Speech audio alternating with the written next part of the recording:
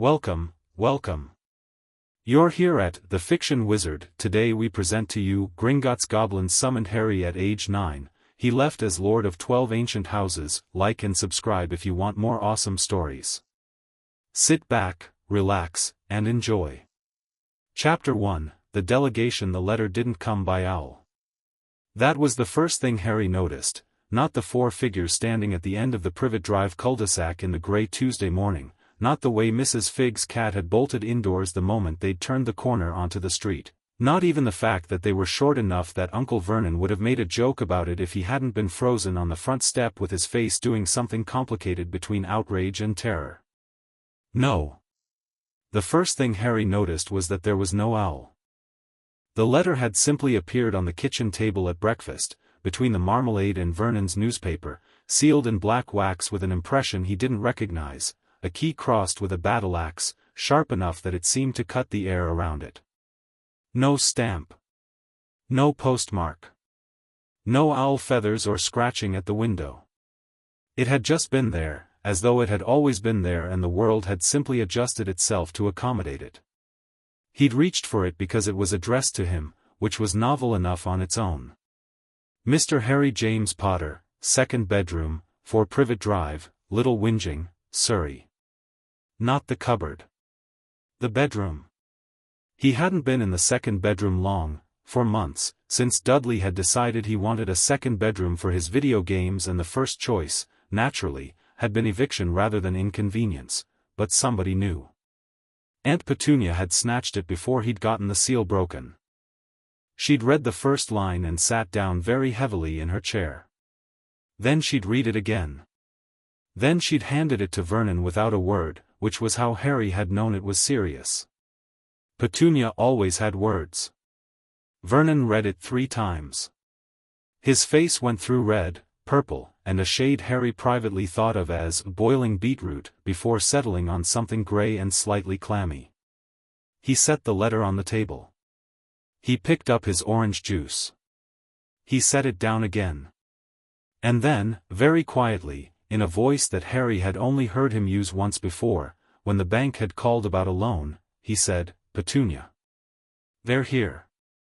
And that was how Harry had ended up standing in the front doorway at 7:15 in the morning, barefoot on the step, watching 4 creatures in formal attire walk up the garden path with the unhurried confidence of people who had never been told no and couldn't quite imagine what the word meant. They were goblins. He'd never seen one before, but he'd heard them mentioned, in the same hushed, dismissive way his aunt mentioned anything from that world, as though naming it too clearly might invite it in. These were nothing like what he'd imagined. They were lean and angular, with long fingers and dark eyes that missed nothing, dressed in charcoal gray suits that looked as though they'd been cut by someone who took the concept of formality very, very personally. The one at the front was older than the others, his face a landscape of deep lines, carrying a leather-bound document case under one arm and a walking stick he clearly didn't need. He moved like someone who had all the time in the world and intended to use exactly as much of it as he chose. He stopped at the foot of the step, looked at Harry with eyes like polished flint, and said, in a voice that was entirely too composed for 7 in the morning, "Mr. Potter. I am Director Ragnarok of Gringotts Wizarding Bank. We have a great deal to discuss, and I would prefer to do so somewhere that is not a front garden. May we come in?" Harry looked at him for a moment. "Does he have a choice?" Petunia asked, from somewhere behind Harry's left shoulder. "Technically," Ragnarok said, and the word had a shape to it that suggested the technicality was vanishingly thin. "However, I would encourage Mr. Potter to hear what we have to say before exercising it." Harry stepped back from the doorway. "Come in, then." Vernon made a noise like a man trying to swallow something large sideways. Nobody paid him any attention. They sat in the living room, Ragnarok in the armchair Vernon normally occupied, his 3 associates arranged behind him in a line so neat it looked rehearsed, and Harry sat on the sofa and waited, because that was what you did when you were 9 years old and 4 goblins had shown up at your house. You waited and you watched and you tried to figure out the shape of the thing before it hit you. Petunia hovered in the doorway. Vernon stood beside her with his arms crossed, radiating a kind of furious helplessness. Ragnock set the document case on the coffee table and folded his hands over it. Mr. Potter. How old are you? 9, Harry said. And 3 months. And how much do you know about your family's finances? The question was so far outside anything Harry had been expecting that he almost laughed. Nothing, he said. I didn't know I had any.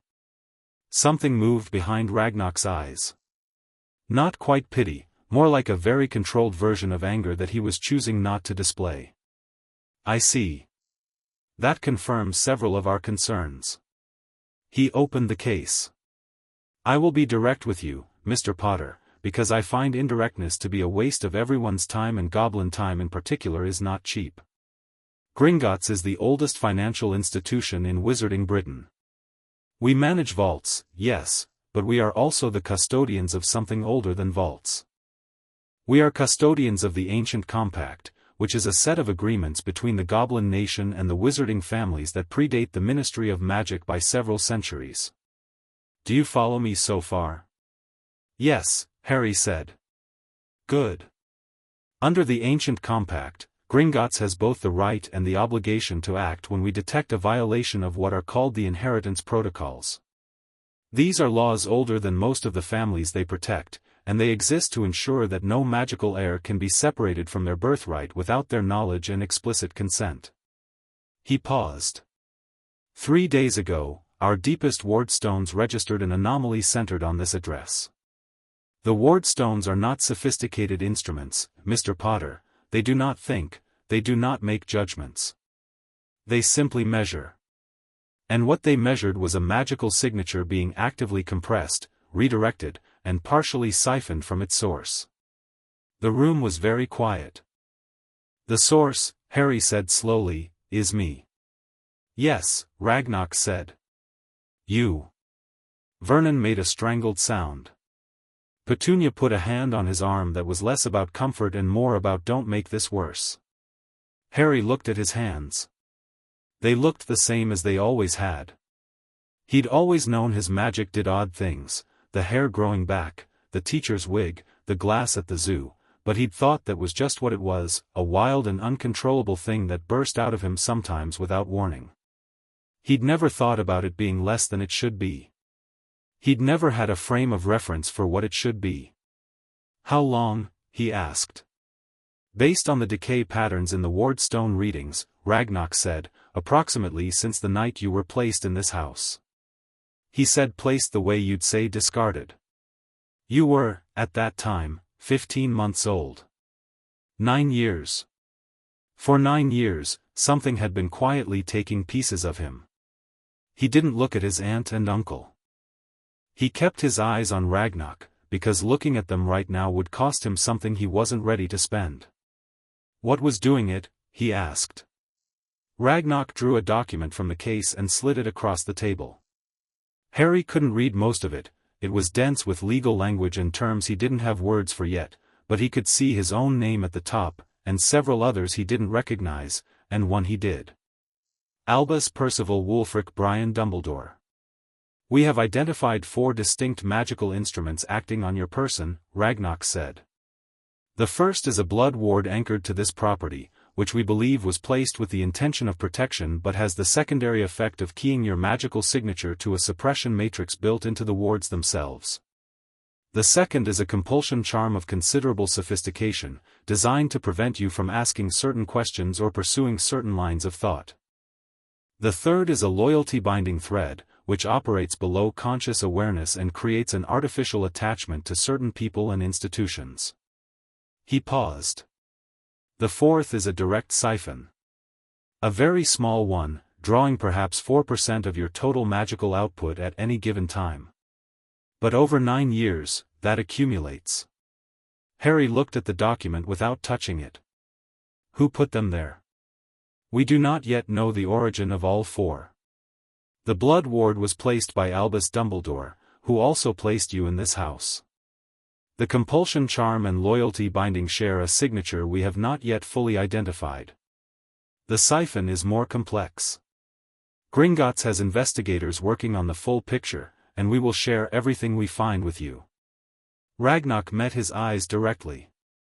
I want to be precise, we are not accusing Headmaster Dumbledore of placing all 4 instruments. The Blood Ward, as I said, appears to have protective intent. Its suppressive effect may or may not have been intentional.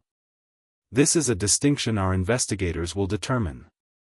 What I can tell you with certainty is that all 4 exist and that all 4 are violations of the Ancient Compact, which means they are violations of Goblin law, and Goblin law does not care about anyone's intentions. Right, Harry said. He was surprised by how calm his own voice sounded.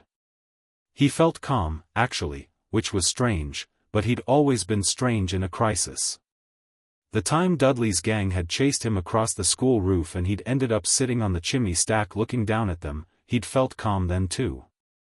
Like the inside of him had gone very still and very clear. He supposed this was the same skill, just at a larger scale. What happens now? He asked. Now, Ragnock said, I explain to you what your birthright actually consists of, and then you decide what you want to do with this information. Behind Harry, he heard Petunia's sharp intake of breath. He still didn't look at her. All right, he said. Tell me. Ragnock opened the case fully. What followed was the longest hour and 40 minutes of Harry's life, and he had once spent 3 hours locked in the cupboard after Dudley had broken a window and blamed it on him, so his bar for long hours was reasonably established.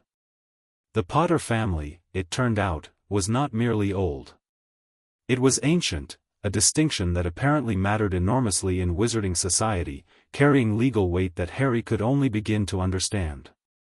The Potters had been lords of their house for over 700 years, with seats on a governing body called the Wizengamot and control of several properties, significant financial assets, and something called an ancestral magic account that Harry translated mentally as the really serious vault before Ragnock confirmed that translation was essentially correct.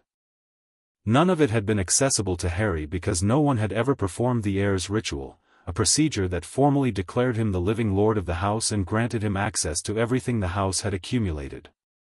In the absence of that ritual, a ministry-appointed magical guardian controlled the assets. That guardian, in Harry's case, had been Dumbledore, acting in his capacity as chief warlock of the Wizengamot. He's been spending my money? Harry asked. He has been making decisions about your assets, yes, Ragnock said carefully. Some of those decisions have been straightforward custodial choices. Others have been more active. We can review the account statements in detail at the bank. I'd like to do that, Harry said. Ragnock nodded. I expected you would. The 3 associates behind him had not moved or spoken during the entire exchange. Harry had been quietly watching them, their stillness, the way their eyes tracked everything in the room, the slight shift in the one on the left's posture whenever Vernon breathed too loudly. Security. These weren't just clerks. Gringotts had sent armed security to retrieve him from a Muggle suburb, which said something about how seriously they were taking this. It said something about how seriously he should be taking this too. He thought about 9 years of something quietly stealing pieces of him. He thought about the compulsion charm, the one designed to stop him asking certain questions, and tried to think back through his own history, tried to identify moments where he might have been thinking around a hole in his own head and never known it. He couldn't, which was exactly the point. You couldn't find a door that had been built to be invisible. If I come to Gringotts, he said, what exactly happens? We remove the instruments acting on your person. This is a medical procedure performed by goblin ward healers and will take several hours. After that, we conduct the formal heirs ritual for House Potter, which establishes you as the legal lord of the house and revokes the ministry's custodial authority over your assets. Following that, we review your accounts in full. At any point you may leave. Ragnock's voice was neutral. Though I will tell you plainly, Mr. Potter, that once the instruments are removed, your magical signature will no longer be suppressed. You will be significantly more powerful than you currently are, and that power will need to be managed. Gringotts can assist with that education. But the choice is yours. Can I come back here after? Harry asked. A beat of silence. Legally, Ragnox said, you are a ward of Albus Dumbledore, which means that in the strictest interpretation of current ministry law, yes. However, once you are Lord Potter, that wardship becomes significantly more complex to maintain, and, he stopped. There are other options available to you, Mr. Potter, that we can discuss in private. Right, Harry said again. He stood up. I'll get my things. He went upstairs. His room, the second bedroom, recently acquired, had a single bed, a desk, a wardrobe with a broken hinge, and a window that looked out over the back garden. His belongings fit into a school rucksack, 2 changes of clothes, a library book 2 days overdue, a torch, the photograph he'd found in the bottom of the cupboard last year of a red-haired woman laughing at the camera. He looked at the photograph for a moment, then tucked it carefully between the pages of the library book so it wouldn't crease. He zipped the bag and went back downstairs. Petunia was standing in the hallway. Alone, Vernon had apparently removed himself to somewhere he didn't have to look at this directly. She was standing very straight, the way she stood when she was trying to make herself taller, with her hands clasped in front of her. She looked, not upset, exactly. Braced. Like someone standing at the edge of something. Harry stopped at the bottom of the stairs and looked at her. They looked at each other. She looked like you, Petunia said, finally. Her voice was carefully flat. Your mother. Not the hair, but the eyes. The way you both look at things. Harry didn't say anything. I didn't, she stopped. Started again. It wasn't supposed to be like this. We were told it would be temporary. By Dumbledore, Harry said. She didn't answer, which was an answer. He shifted the rucksack on his shoulder. Okay, he said. Not forgiveness. Not anger. Just, I heard you. He walked past her to the living room doorway. Mr. Potter, Ragnox said, rising from the armchair. He looked at the rucksack. Is that all of your possessions? Yes, Harry said. Something moved in Ragnox's face again. That same controlled, precise anger. Very well, the director said. Then let us go. The drive to London did not happen by car. Harry discovered this when they stepped out of the front garden onto the pavement and Ragnox made a very small gesture with the walking stick and the air folded. That was the only word for it, it folded, and the world went sideways for a single lurching moment and then they were standing on a London street Harry had never seen before, in front of a building that managed to look entirely unremarkable and somehow deeply permanent at the same time. Gringotts. It was bigger on the inside. He'd known it would be, somehow, the same way he'd known that the 4 goblins were something significant, the way you just knew things sometimes, the knowledge arriving without needing to travel through the ordinary channels. But knowing it and seeing it were different. The marble floors went on for a long time. The chandeliers were enormous, burning with a cold white light that wasn't quite fire. The vaulted ceilings were carved with scenes that moved very slightly if you weren't looking directly at them. And everywhere, behind the long counters, were goblins. Dozens of them, all with that same quality of absolute concentration, as though whatever they were doing was the most important thing currently happening in the world. They passed through the main hall quickly, Ragnox moving with the ease of someone who has never had to wonder whether people would get out of his way, and went through a door that Harry almost missed. It was set into the wall behind a tapestry, and it opened into a corridor lined with a different kind of stone, darker and older smelling, that sloped downward at a gradual angle. The healer's wards, Ragnox said, without slowing down. First. The healer's wards looked nothing like any hospital Harry had been in, which admittedly was only the once, when Dudley had broken his finger and Harry had been dragged along because there was no one to leave him with.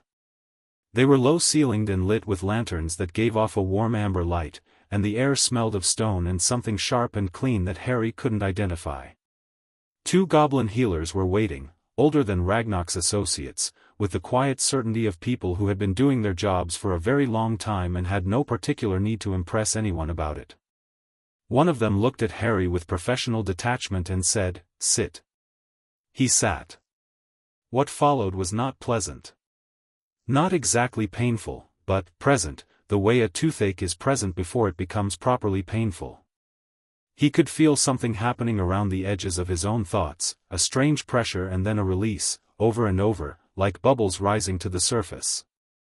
The healers moved carefully, speaking to each other in a language Harry didn't know, and every few minutes one of them would hold up something small that glowed briefly and then went dark. Fragments of enchantment. Pieces of things that had been living in him like quiet tenants. The compulsion charm took the longest. He felt it leave and the sensation was, he genuinely had no framework for it. It was like putting on glasses you didn't know you needed, except the glasses were inside your head and what they corrected wasn't sight but understanding. A whole range of questions he had apparently never thought to ask became suddenly, obviously available. Not because the answers arrived with them but because the questions themselves were suddenly allowed to exist. Why had he never wondered who was managing his family's estate? Why had it never occurred to him to find out what being a wizard actually meant in legal terms? Why had he always felt a kind of automatic comfort about Dumbledore's name, even though he'd never met the man? The loyalty binding was the last thing removed. The healer who removed it held the remnant up. It looked, Harry thought, like a thread of gold that had gone slightly rancid, and said something sharp in Goblin that Ragnarok responded to. Harry didn't need a translation. The tone was familiar enough. This should not exist. When it was done, Harry sat very still for a moment and took stock. He felt larger, somehow. Not physically.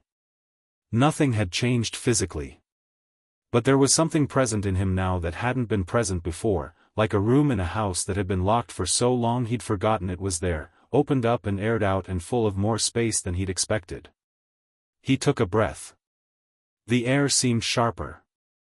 The lantern seemed brighter. He looked at his hands, and for the first time in his memory, his hands looked right, as though they belonged to exactly the person they were attached to, and that person was not small, and was not hidden, and was not anyone's quiet problem. "How do you feel?" Ragnarok asked. "Different," Harry said. He looked up. "Better. Much better." The healer on the left said something to Ragnarok.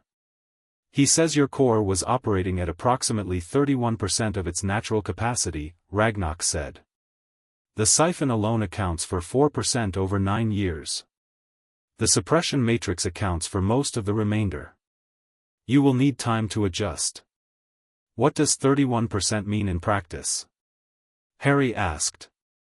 "It means," Ragnarok said, "that the magic you have performed in your life so far, the incidents that I imagine seemed accidental and uncontrollable, those occurred at less than a third of your natural strength. What you can do now, deliberately, with training, is considerably beyond what you were capable of an hour ago." He paused.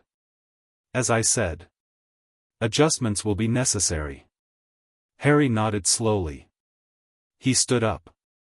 He felt steady. "Good. Let's look at the accounts." Ragnarok almost, smiled. The accounts chamber was deeper in the bank, down a second corridor and through a set of doors that required Ragnarok's hand on a wardstone to open.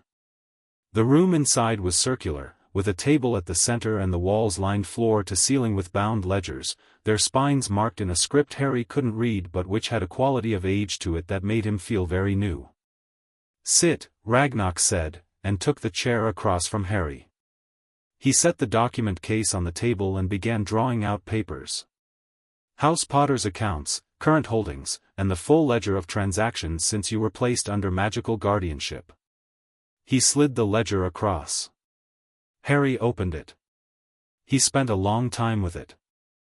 Ragnarok didn't rush him. The 3 associates who had accompanied them from Privet Drive were nowhere to be seen. Harry suspected they'd been dismissed somewhere along the way, because Ragnarok had the bearing of a man who didn't need protection in his own domain. He read carefully, working through the entries and the amounts, translating the financial language partly from context and partly by asking Ragnarok direct questions when he needed to, which the director answered without condescension. The Potter vaults held a significant fortune. He'd had no idea.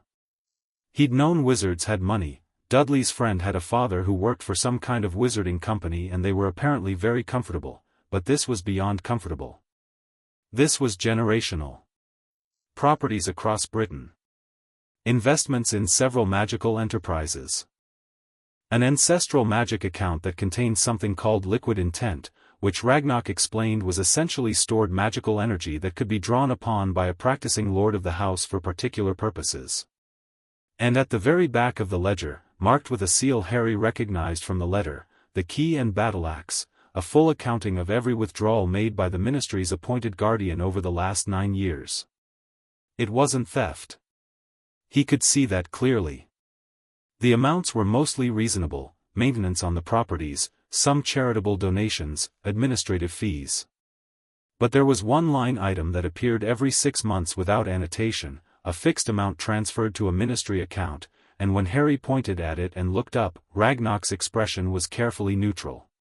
That, the director said, is a matter our investigators are still examining. What do you think it is? Harry asked. I think, Ragnarok said, that it is a question worth asking of the person who authorized it. Harry looked at the entry one more time. Then he turned to the next section of the ledger, and that was where he found the houses. Explain this part, he said, turning the book so Ragnarok could see the page. Ragnarok looked at it. The ancestral compact ledger. These are the houses with standing claims connected to the Potter line by way of historical treaty, conquest, interhouse marriage, and outstanding debt. He listed them with the same professional precision he'd brought to everything else. House Peveril, which was Potter's direct ancestral root, the family had simply changed names 400 years ago, and the old title had never been formally retired. House Gryffindor, through a maternal line so old it was half legend. House Slytherin, by conquest, some business between a Potter ancestor and the last legitimate Slytherin heir in the 1600s that had left an outstanding binding. House Fleamont, which was Harry's paternal grandfather's family name and title. House Ignotus, which connected back to the Peveril root. And 6 others, various and ancient, each with its own specific connection. 12 houses in total. Including Potter. And they're all just, sitting here? Harry said. The claims exist, Ragnarok said. They are not automatically active. Each requires a separate ritual, and each ritual has its own conditions. Some are simple. Some are not. He looked at Harry steadily. But yes. They have been sitting here. For 9 years. Harry closed the ledger. He sat back and looked at the ceiling of the accounts chamber, at the ancient scripts carved into the stone that he couldn't read but which hummed very faintly, as though they were alive and pleased to be noticed. 12 houses. He was 9 years old, and he was sitting in the oldest bank in the wizarding world, and the walls were telling him that the shape of his life was much larger than anyone had let him know. Can we do the ritual today? He said. The first one. House Potter. That is why I am here, Ragnarok said. The ritual chamber was at the very bottom of Gringotts, below the vaults, below even the ward stones that had detected him from Surrey. The stone here was different, not marble, not granite, something darker and older that seemed to absorb light rather than reflect it. The chamber was perfectly circular, with a shallow basin cut into the floor at its center, and the walls were covered in a continuous script that Harry was beginning to recognize as the same style as the ledger spines. Something very old. Something that had been written before most of the things Harry had been taught to consider permanent. Ragnarok stood at the edge of the basin. The ritual is not complicated, he said. But it is binding in a way that modern wizarding contracts are not. When you speak the words of acceptance, House Potter, its history, its obligations, its debts, its powers, passes fully to you.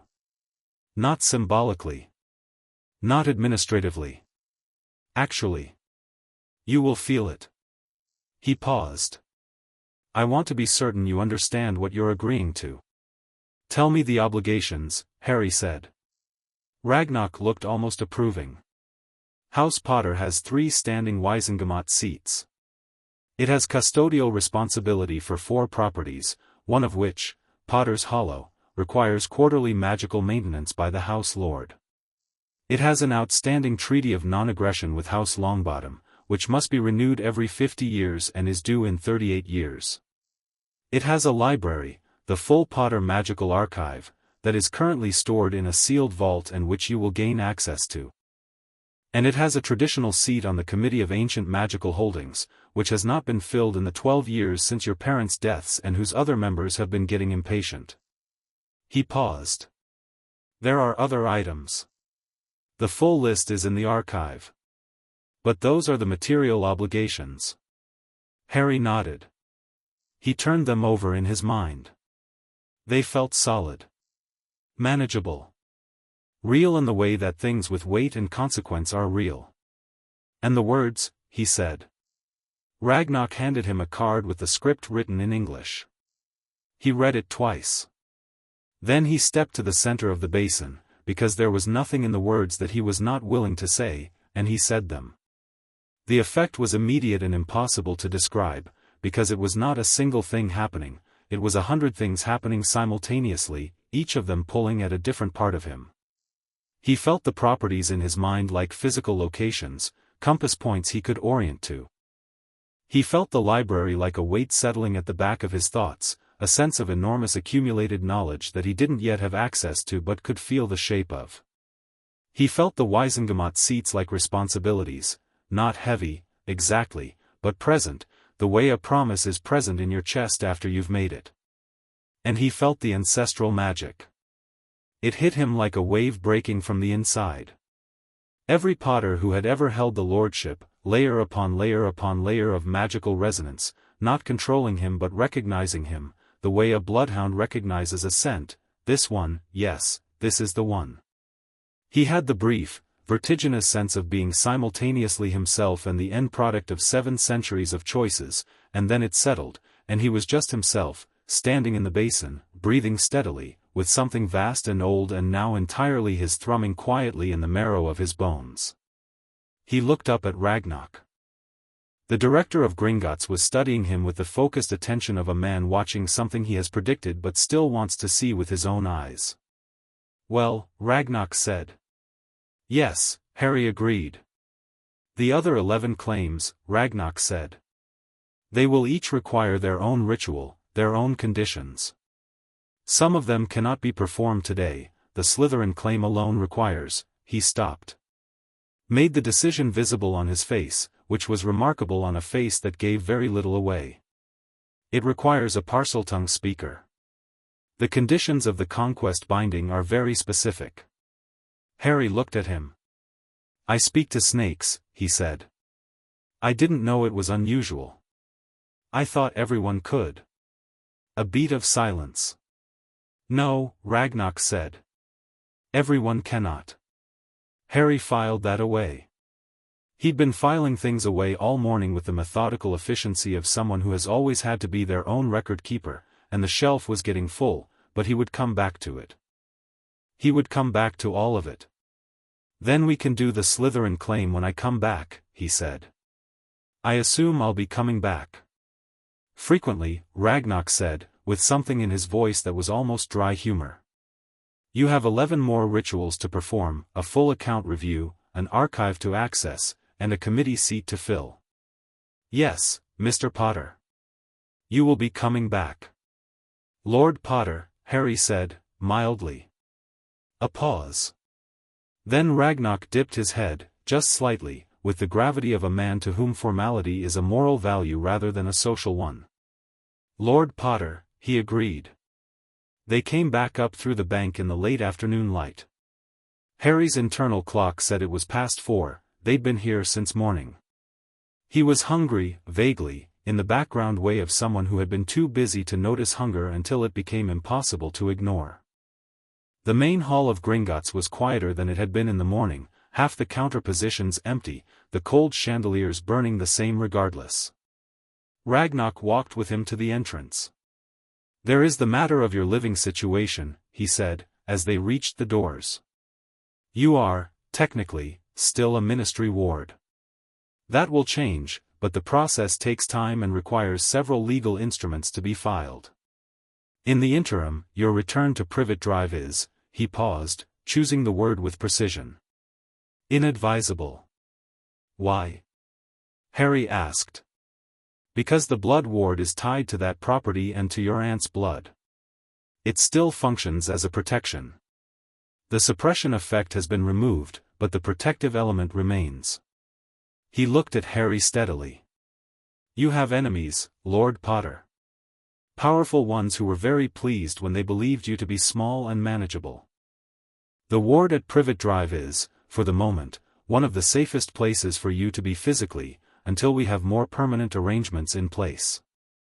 Harry thought about going back to the Dursleys.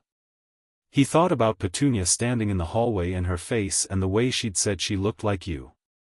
"All right," he said. "I'll go back for now. We will have a contract for your formal education within the fortnight," Ragnarok said. "Gringotts can arrange tutors, specialist instructors in magical theory, history, and practice. The standard Hogwarts curriculum is not entirely adequate for someone in your position." "When does Hogwarts start?"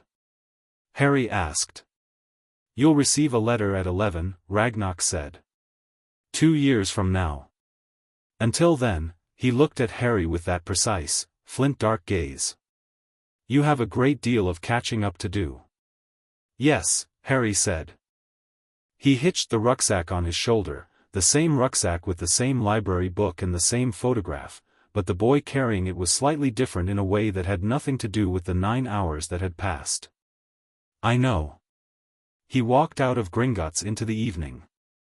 The wizarding street outside was alive in the way London streets were alive, the specific energy of a place that contained more than its visible surface, people moving with the purposeful ease of people inside their own world, shop windows lit with a light that moved in ways electric light didn't. He stood on the step and breathed it in. He'd never stood on this street before. He'd never stood anywhere and felt himself standing in it, rather than existing in the vicinity of it. He turned around and looked at the building. At the Kianax above the door. At the goblins moving behind the high windows. He thought, 9 years. He thought, 11 houses left.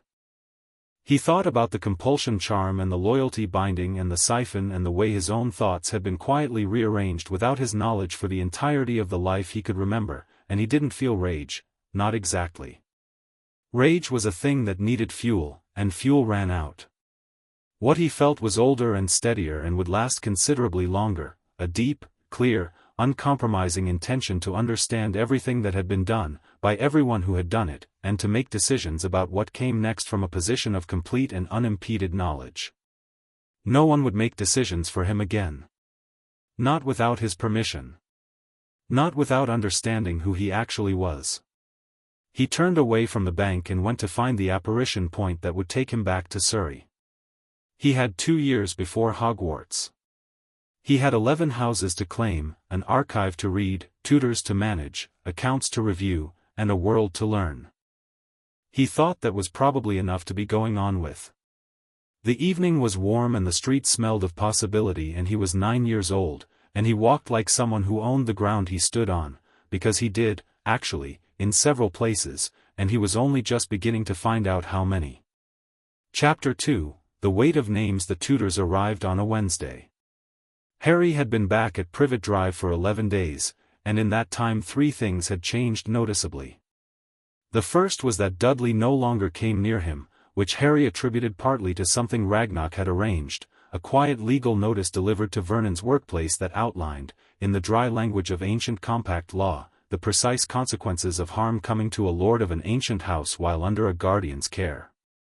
The second was that Petunia made his meals without being asked and occasionally knocked before entering his room, which was an adjustment so significant it had taken Harry several days to stop flinching at the sound.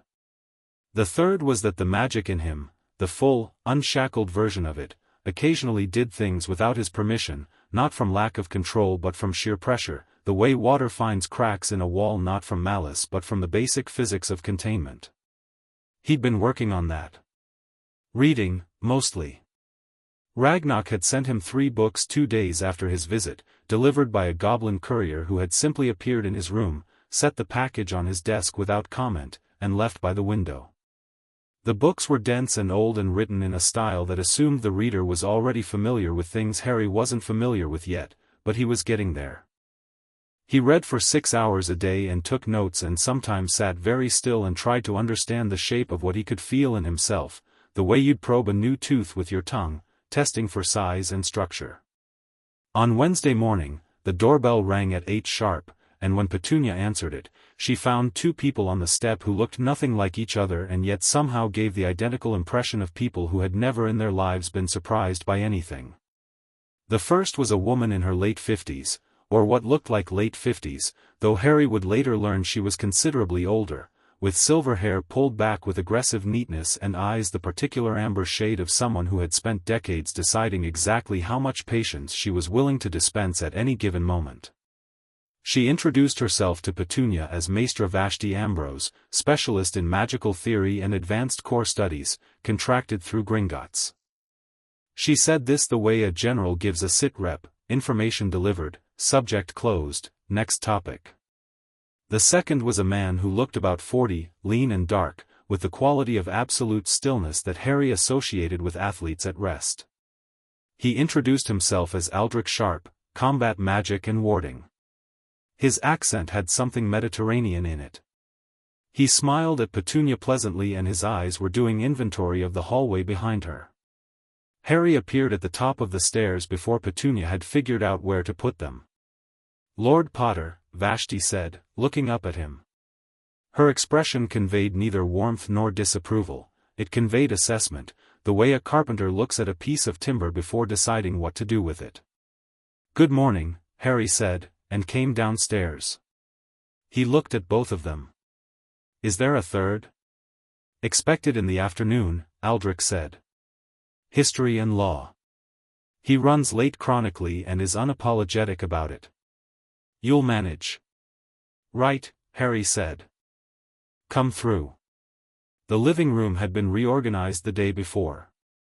Harry had shifted Vernon's armchair to the corner, brought the coffee table to the center, and added 2 folding chairs from the garage. Petunia had watched him do this without commenting, which was the most sophisticated form of permission she'd found so far. Vashti looked at the arrangement, looked at Harry, and sat down. She opened a leather satchel and placed on the table, in precise order, a scroll, 3 potion vials, a compass-like instrument with more needles than a compass needed, and a small obsidian disc. "Before we begin curriculum," she said, "I need to know what we're working with. The Gringotts report tells me what was done to you and gives me an estimate of your core's restored capacity. What it cannot tell me is how you process magic. Instinct first or theory first? Pattern recognition or sequential logic? Whether your accidental magic has been primarily elemental or complex." She looked at him expectantly. "So. Tell me about the incidents." Harry told her. All of them, the hair growing back, the wig, the school roof, the glass at the zoo. He described them as precisely as he could, the circumstances before and after, what he'd been feeling, what had happened in the moment. Vashti listened without interrupting and made notes that seemed to involve a personal shorthand of approximately 6 words per sentence because she was clearly not here to write more than necessary. When he finished, she picked up the obsidian disc and held it out. "Touch this." He touched it. The disc lit up, not glowed, lit up, the way a match lights up, sudden and complete and very bright.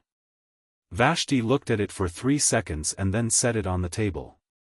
She made a note. She underlined something. "Theory first," she said, mostly to herself. "High ambient sensitivity. Elemental tendency but broad spectrum when under duress. The Gringotts estimate is conservative." She looked up at Harry. "Your core is, currently, in the upper range of what we would classify as a master-grade practitioner. At 9 years old and post-suppression, this is unusual." "Good unusual or bad unusual?" Harry asked. "Unknown unusual." Power without technique is loud and expensive. We will be focusing initially on technique. She picked up the first potion vial. These are core stabilizers. You take one now, one in 3 days, one in a week. They smooth the transitions as your magic adjusts to its actual range. They will not limit you, they will simply prevent you from accidentally demolishing architecture while you're learning. She set it down in front of him. After that, we begin with magical theory. Not the simplified version they teach to first years. The actual theory. What's the difference? Harry asked. The simplified version, Vashti said, tells you what magic does. The actual theory tells you what magic is. These are very different things with very different implications. She opened her scroll. We begin Monday. Today is assessment only. Aldrich, who had been sitting with his arms folded and his eyes moving around the room in small systematic sweeps, looked at Harry. Your turn. He stood up and gestured toward the back garden. They went outside. The garden was narrow and overgrown in the back corner where Vernon's gardening enthusiasm gave out, with a fence on 3 sides and a shed that leaned slightly to the left. Aldrich looked at it with the pragmatism of a man who had worked in worse places. Show me something, he said. What kind of something? Whatever comes naturally. He stepped back. Don't think about it. Just, do. Harry looked at the fence. He raised one hand, not because he needed to but because directing focus through a gesture was the easiest shorthand he'd found, and he thought about moving and the third fence post from the left snapped cleanly from the ground, dirt flying from its base, and hovered at approximately shoulder height while Harry looked at Aldrich. Aldrich looked at the fence post. Without thinking, he said. That was without thinking, Harry said. A pause. Put it back, Aldrich said. Harry put it back. Aldrich turned to go inside, paused, and looked over his shoulder. You've been practicing, he said. Reading, Harry said. And paying attention. Don't get too comfortable with raw telekinesis, Aldrich said. It's the magical equivalent of shouting. Useful sometimes. Not sophisticated. We'll get you sophisticated. He went inside. Monday, he called back. The history and law tutor arrived at 2:15 in the afternoon. He was not what Harry had been expecting, which was beginning to feel like a theme for the day. He was 60-ish, round-faced, with white hair that needed a committee to reach any kind of consensus about direction, and he was wearing robes that had seen significantly better decades. He came down the garden path with a carpetbag under one arm and a sandwich in his other hand, taking bites at intervals that suggested he'd started lunch somewhere around Hammersmith and was still working through it. You must be Potter, he said, through sandwich. Yes, Harry said. Bartholomew Crest.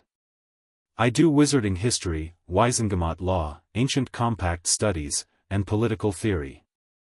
Also excellent cheese boards, but that's a hobby.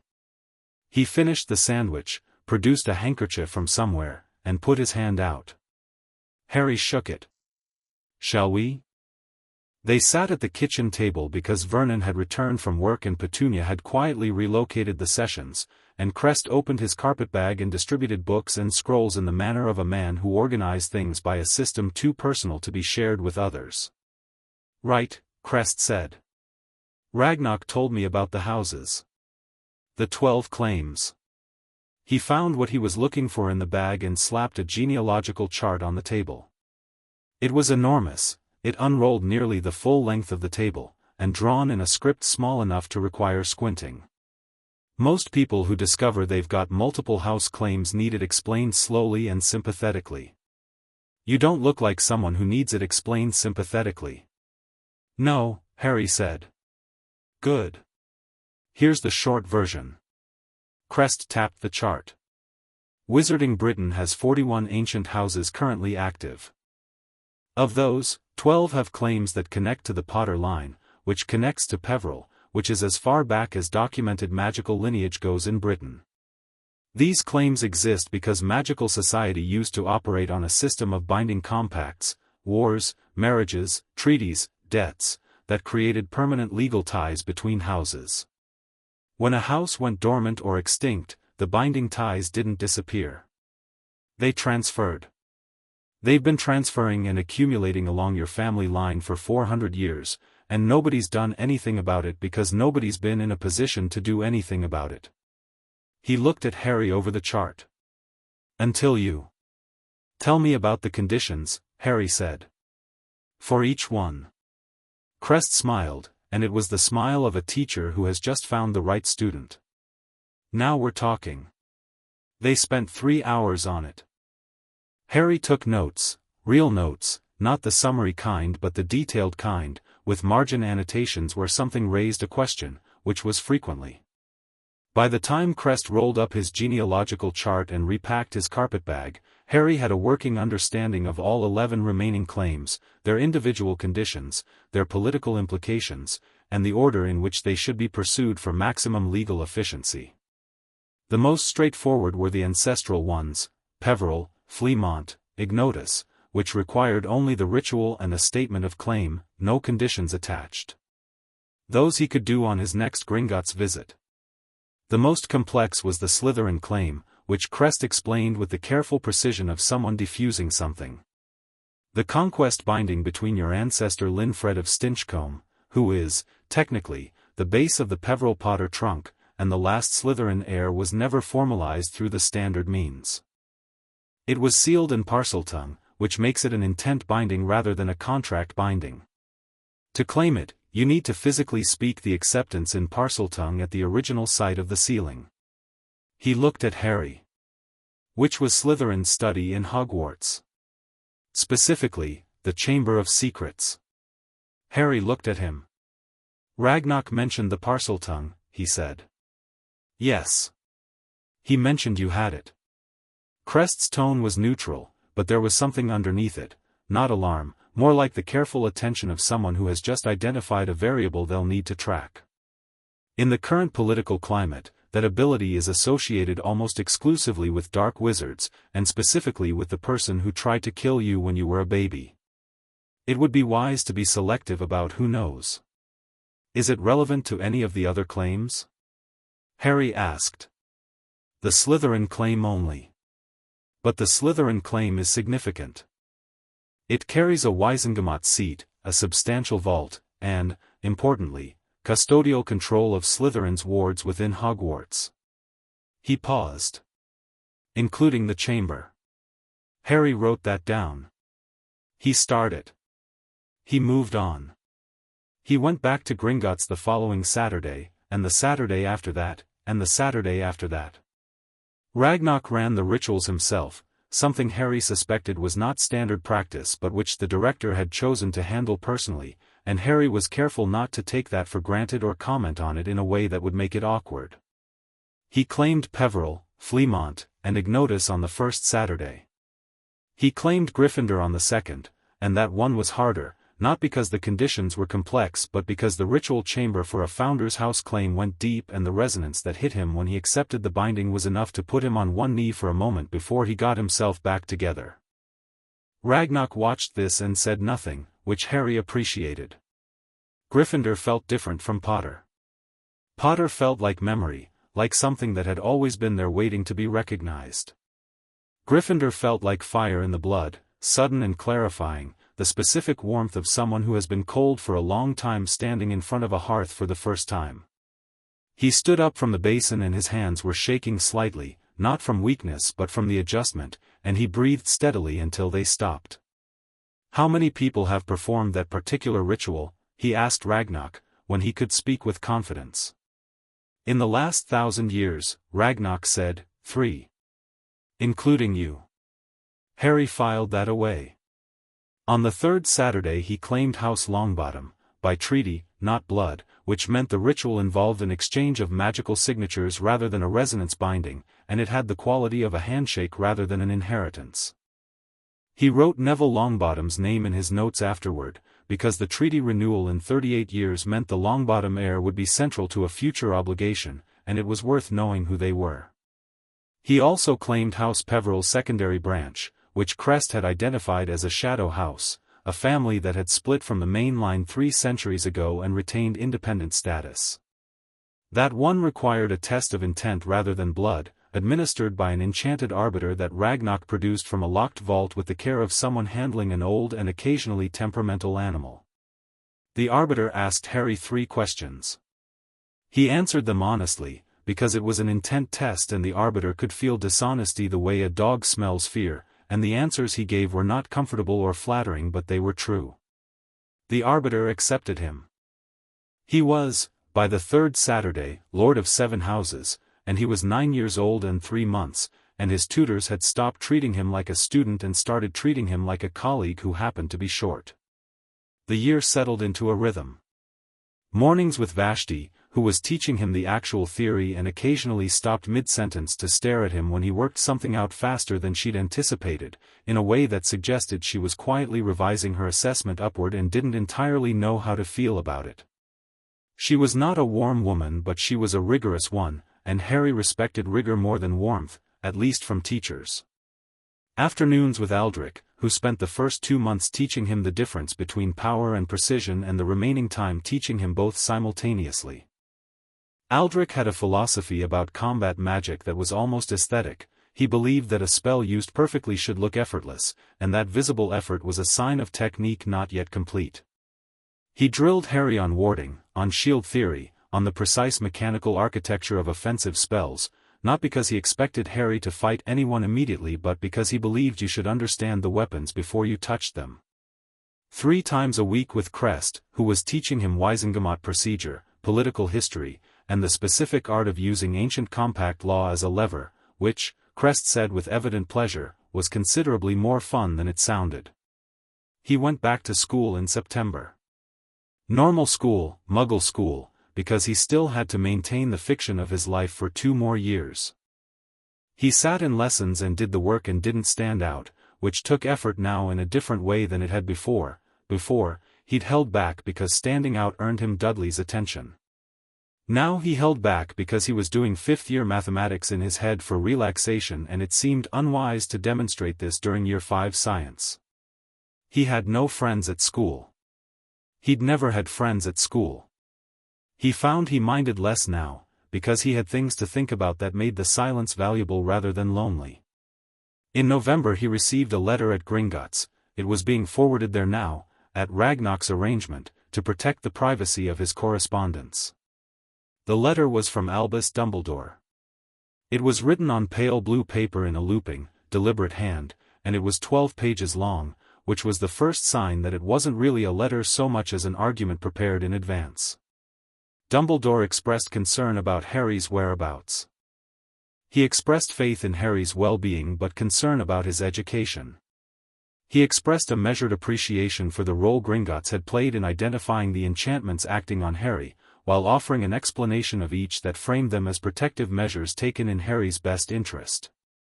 The compulsion charm, he wrote, had been necessary to prevent Harry from asking questions that might lead him into danger prematurely. The loyalty binding had been an unfortunate side effect of a larger protective working. The siphon he did not mention. He closed by expressing his hope that Harry would visit Hogwarts for a preliminary meeting, to discuss his future education and the larger picture of what Harry needed to understand about his place in the wizarding world. Harry read the letter 3 times. Then he read it again with Crest, who read it with the face of a man watching a legal document and cataloguing every word that did and didn't appear in it. Then he wrote a reply, by hand, 1 page, in the steady and precise handwriting that Vashti had insisted on from the start because she said that the way a person writes tells you how they think and she intended for his thinking to be clear.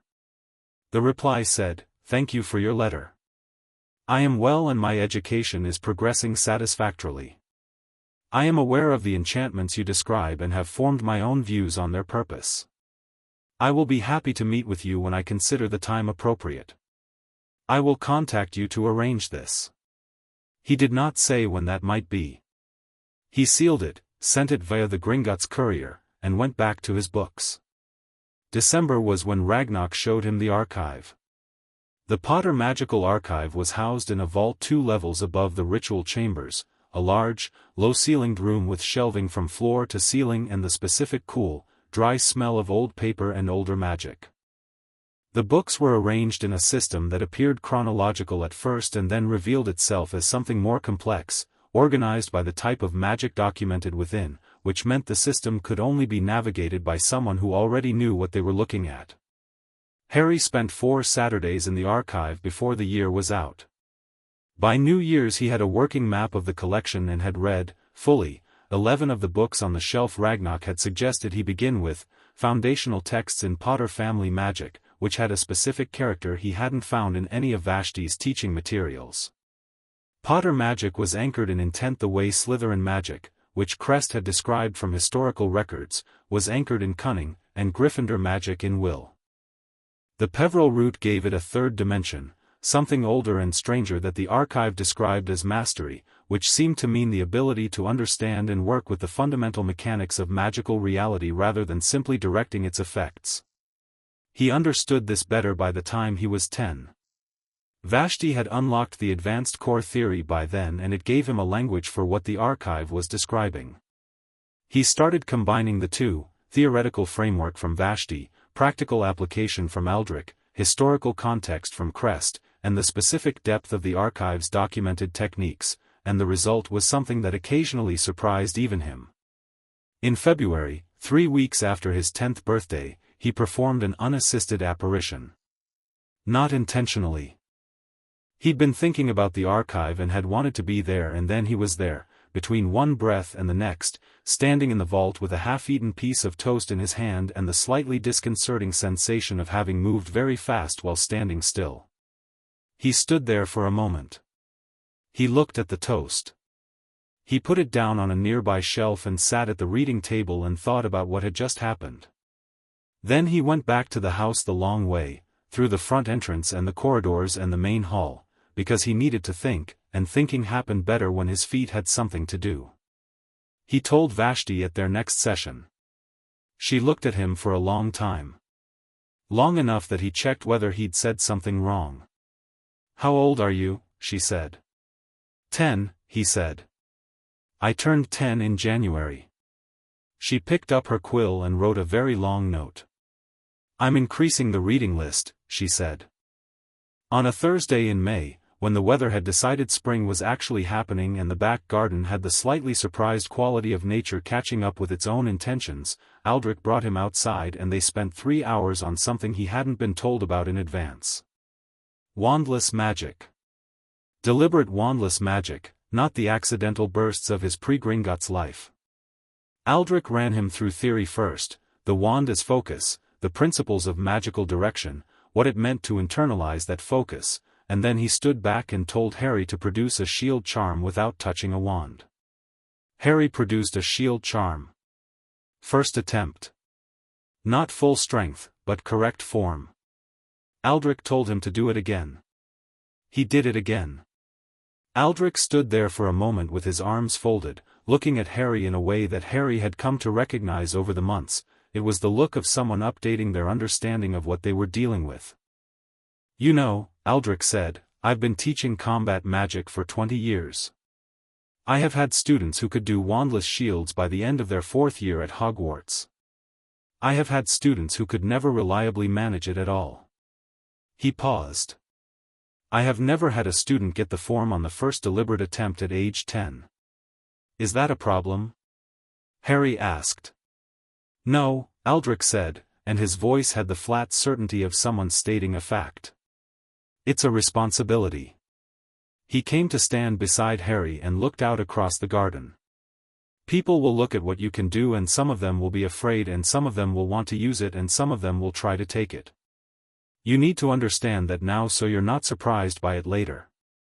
"I already understand that," Harry said. Aldrich looked at him sidelong. "Yes," he said. "I imagine you do." In August, Ragnarok summoned him for a formal meeting, not a Saturday session, a proper summons, delivered by a courier at 6 in the morning and marked urgent. Harry was at Gringotts by 8. The investigators had finished their report. Ragnarok set it on the table between them in the accounts chamber, a bound document 3 inches thick, and let Harry read the summary. The full accounting of what had been done and by whom. The compulsion charm and loyalty binding had, as the investigators worked through the magical signatures, turned out to be the work of not one person but two. Dumbledore's work was in there, yes, the protective intent evident in the structure, but woven through it was a second set of workings that were decidedly not protective. They bore the signature of a practitioner who had been believed dead for nearly a decade. Voldemort. Harry read that section twice. The investigators believed the additional workings had been placed on the night of the attack in Godric's Hollow, not separately, but parasitically, layered onto Dumbledore's own magic as it was cast, using the upheaval of that night's enormous magical event to mask the placement. Dumbledore, they believed, had never known they were there. The siphon was different. The siphon was, the investigators used the word architectural, meaning it was built into the blood ward itself, not added later. Its origin was ambiguous. The signatures were degraded. They could not say with certainty who had placed it or whether it was intentional or the byproduct of a flawed ward design. They had their suspicions. They listed those suspicions in the appendix. Harry read the appendix. He sat back. He thought about Dumbledore standing over a baby and building a ward that had a hole in it, and he thought about whether the man had known about the hole, and he thought that this was exactly the kind of question that could drive you sideways if you let it, because you couldn't know the answer from the outside, and if you assumed the worst, you'd spend your energy on resentment, and resentment was expensive. He had 11 remaining house claims to complete and a Wizengamot to eventually face and a war to prepare for, because he was under no illusions about that. There was a piece of someone out there who had tried to kill him as an infant and hadn't finished the job and would try again, and he didn't have the luxury of being driven sideways. He would meet Dumbledore eventually. He would ask his questions and hear the answers and decide what he thought. Not yet. When he was ready. When he had more pieces in place. The remaining claims, he told Ragnarok. The 4 we haven't completed. Let's schedule them. Ragnarok looked at him for a moment. The report, I've read it, Harry said. I know what's in it. I need to think about it properly and I'll think about it better with fewer outstanding things. He met the director's eyes. The claims. Ragnarok nodded once, with that precise gravity that Harry had come to understand was the goblin equivalent of respect. The next 3 Saturdays, he said. The final one, the Slytherin claim, requires Hogwarts access, which cannot be arranged until September. I'll be at Hogwarts in September, Harry said. You will, Ragnarok agreed. His expression moved in a way that was almost, something. Not quite a smile. Something more restrained and more meaningful. Your letter arrived this morning, in fact. I had Gringotts accept delivery on your behalf. He opened a desk drawer and produced a thick cream envelope. Harry's name on the front in green ink. The Hogwarts seal in red wax. Harry looked at it. He thought about Hogwarts, the castle, the archives' references to it, Crest's political briefings about how the school functioned as a social and power center of wizarding Britain. He thought about the Sorting Hat, which Crest had explained in some detail, and what it would make of him. He picked up the letter. He opened it. Dear Lord Potter, it read, someone had updated the mailing list. Finally, we are pleased to inform you of your acceptance at Hogwarts School of Witchcraft and Wizardry. He read through the supply list with the brisk efficiency of someone who already had most of it and could acquire the rest in an afternoon. He put the letter in his jacket pocket. He looked at Ragnarok. I want to finish as many of the remaining claims as possible before September, he said. All of them except Slytherin if we can manage it. And I want a full briefing on the political landscape I'm walking into, which families hold which Wizengamot seats, who owes what to whom, what the current fault lines are. Crest can provide, Crest is excellent on history. I want your read on the current picture. Gringotts manages money for all 41 ancient houses. You see the actual flows. He watched Ragnarok's face. I'm not asking you to breach confidentiality. I'm asking for your assessment of the political climate. A pause. Ragnock studied him the way he'd studied him on the first morning in the living room at Privet Drive, with that focused, flint-dark attention that took the full measure of things. The current fault lines, Ragnock said slowly, run between those who wish the old hierarchies restored and those who benefited from the war's reshuffling of power. The former group clusters around several families, the most organized of which is House Malfoy. The latter is less coherent, more a collection of interests than a faction. He paused. Your emergence as lord of multiple ancient houses will be, to the first group, either an opportunity or a threat. They will attempt to determine which before you have a chance to tell them. Another pause, longer. Lucius Malfoy is intelligent. He will approach you quickly and pleasantly. Do not underestimate the pleasantness. I won't, Harry said. He stood up. Pocketed the Hogwarts letter. Picked up his bag. Thank you, Ragnock. Lord Potter, Ragnock said. Harry left. He took the corridors back up through the bank at a pace that was neither hurried nor leisurely, the pace of someone who had somewhere to be and was getting there. 3 weeks. 3 more house claims across 3 consecutive Saturdays, each one adding another layer to the resonance he carried in his bones, the accumulated weight of ancient names. By the end of the 3rd Saturday he was lord of 11 houses, with Slytherin pending, and the resonance had become familiar enough that it felt less like weight and more like armor. On the last night before he was due to leave for Hogwarts, he sat in his room at Privet Drive and looked around it. The books from Vashti were stacked by the desk, he'd returned them before the week was out. The notes from Crest's sessions were organized in 3 folders. The photograph of his mother was in his jacket pocket. The first potion vial from Vashti, long emptied, was on the windowsill because he'd forgotten to move it. He'd grown 2 inches in the past year. His hair still did what it wanted. He wore his clothes better because Ragnock had arranged for a decent set of them, not showy, just well made and properly fitted, the kind of thing that communicated care without broadcasting money. He looked at himself in the mirror on the back of the wardrobe door and thought, for perhaps the first time in his memory, that the person looking back was recognizable. Was actually him, not a problem waiting to be managed, not a resource waiting to be tapped, not a boy shaped primarily by the dimensions of a cupboard.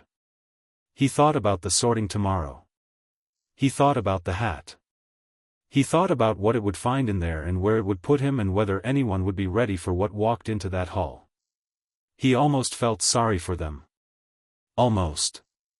He turned off the light and went to sleep, and in the morning he packed his trunk and picked up his owl, a beautiful tawny barn owl named Archimedes, a gift from Ragnock that the director had insisted was a practical necessity and which Harry had accepted with appropriate gravity while privately being more delighted by it than by most of his house claims, and he walked out of Privet Drive without looking back.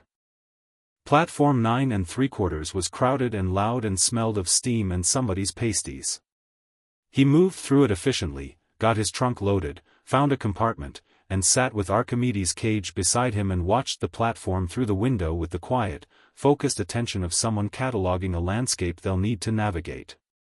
He noticed the blonde family near the barrier, the father in expensive robes, the boy who looked like him, the mother who moved carefully and watched everything. Malfoy. The father was exactly as Ragnock had described, the pleasantness was already operational, deployed in the direction of several other families, each conversation precisely calibrated. He noticed a large, friendly-looking boy being steered toward the train by a round-faced woman with a handkerchief, nearly in tears, who was telling him loudly and lovingly not to forget anything. The boy looked embarrassed and fond in equal measure. He noticed a family of redheads so numerous they constituted a crowd of their own, the youngest 2 about his age, one a girl looking out at the platform with bright eyes. The train began to move. Harry settled back in his seat as the platform slid away, as London gave way to suburbs gave way to countryside, green and wide and indifferent to the fact that he was 11 years old and lord of 11 houses and heading toward the last claim and the first real test of everything he'd been building. He opened his notebook and turned to a fresh page. He wrote at the top, "People to know." Things to understand.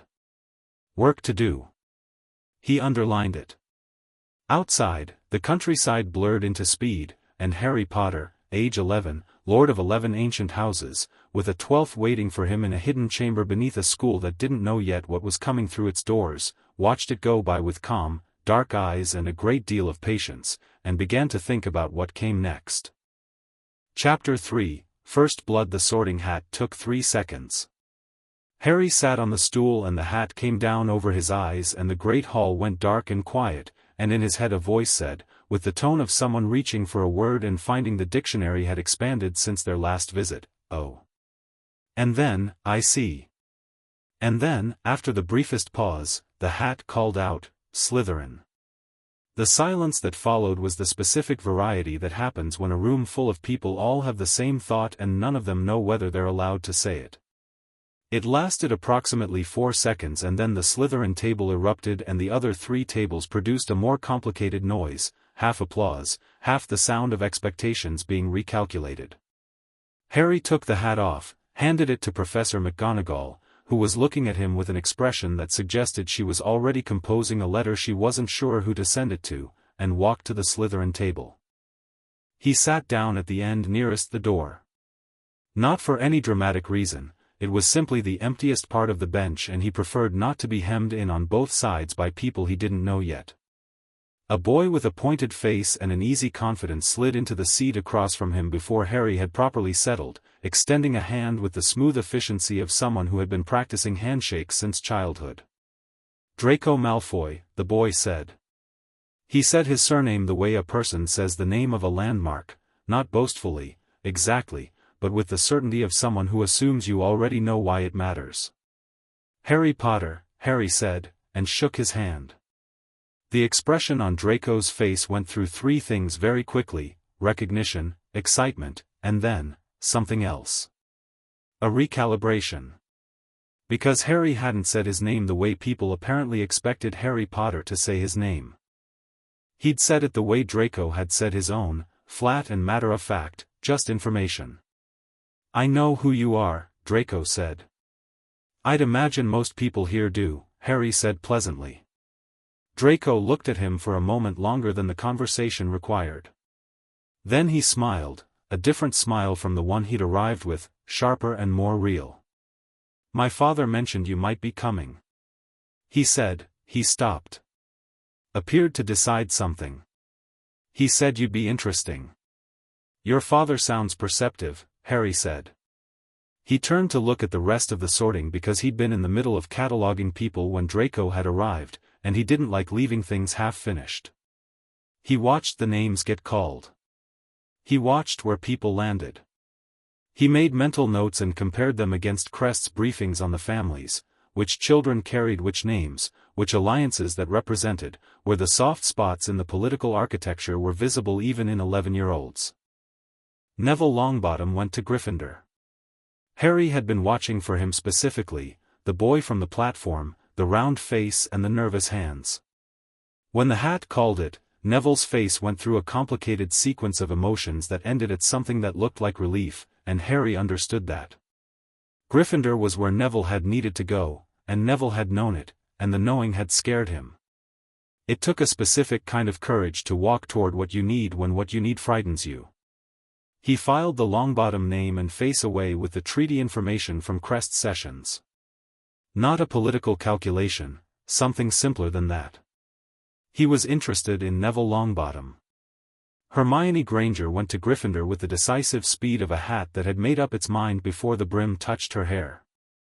Harry had not been watching for her specifically, but he found himself watching anyway, because she had walked to the stool with the energy of someone who had prepared thoroughly for this moment and was now trying not to visibly demonstrate how thoroughly she'd prepared. When Gryffindor was called she said, "Yes," under her breath before the word was fully out, which was the most honest thing Harry had seen all evening. Feast followed sorting. The food arrived, appeared, really, the plate simply full, and the table around Harry shifted from formal assessment mode into something more social and louder. He ate steadily and listened to the conversations on either side of him without contributing much, because listening first was a habit by now.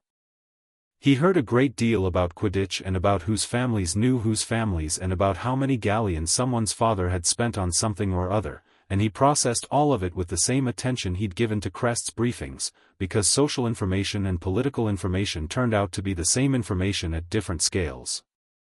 Draco stayed across from him through most of the meal and talked, which was fine. Draco was interesting to listen to. He had sharp opinions and quick intelligence and a certainty about the world that was genuinely his own rather than borrowed from his father, even though significant portions of it reflected his father's views. There was a person inside Draco Malfoy who was not just Lucius's son, and that person occasionally surfaced in the gap between one sentence and the next, in the moments when something surprised him into honesty. Harry catalogued those moments and said nothing about them.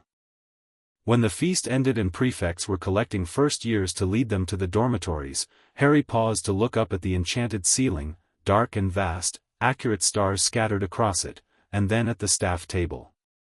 He found Dumbledore without difficulty. The headmaster was looking at the Slytherin table with an expression that was perfectly composed, which was itself a kind of expression. Their eyes met for a moment across the length of the great hall. Dumbledore smiled. Harry nodded, once, and followed the prefect. The dungeons were cold in the way that stone stays cold regardless of season, not unpleasant, just constant, like the castle was maintaining its own temperature against the general opinion of the weather. The Slytherin common room was below the lake, which Harry had suspected from the greenish light that filtered through the windows.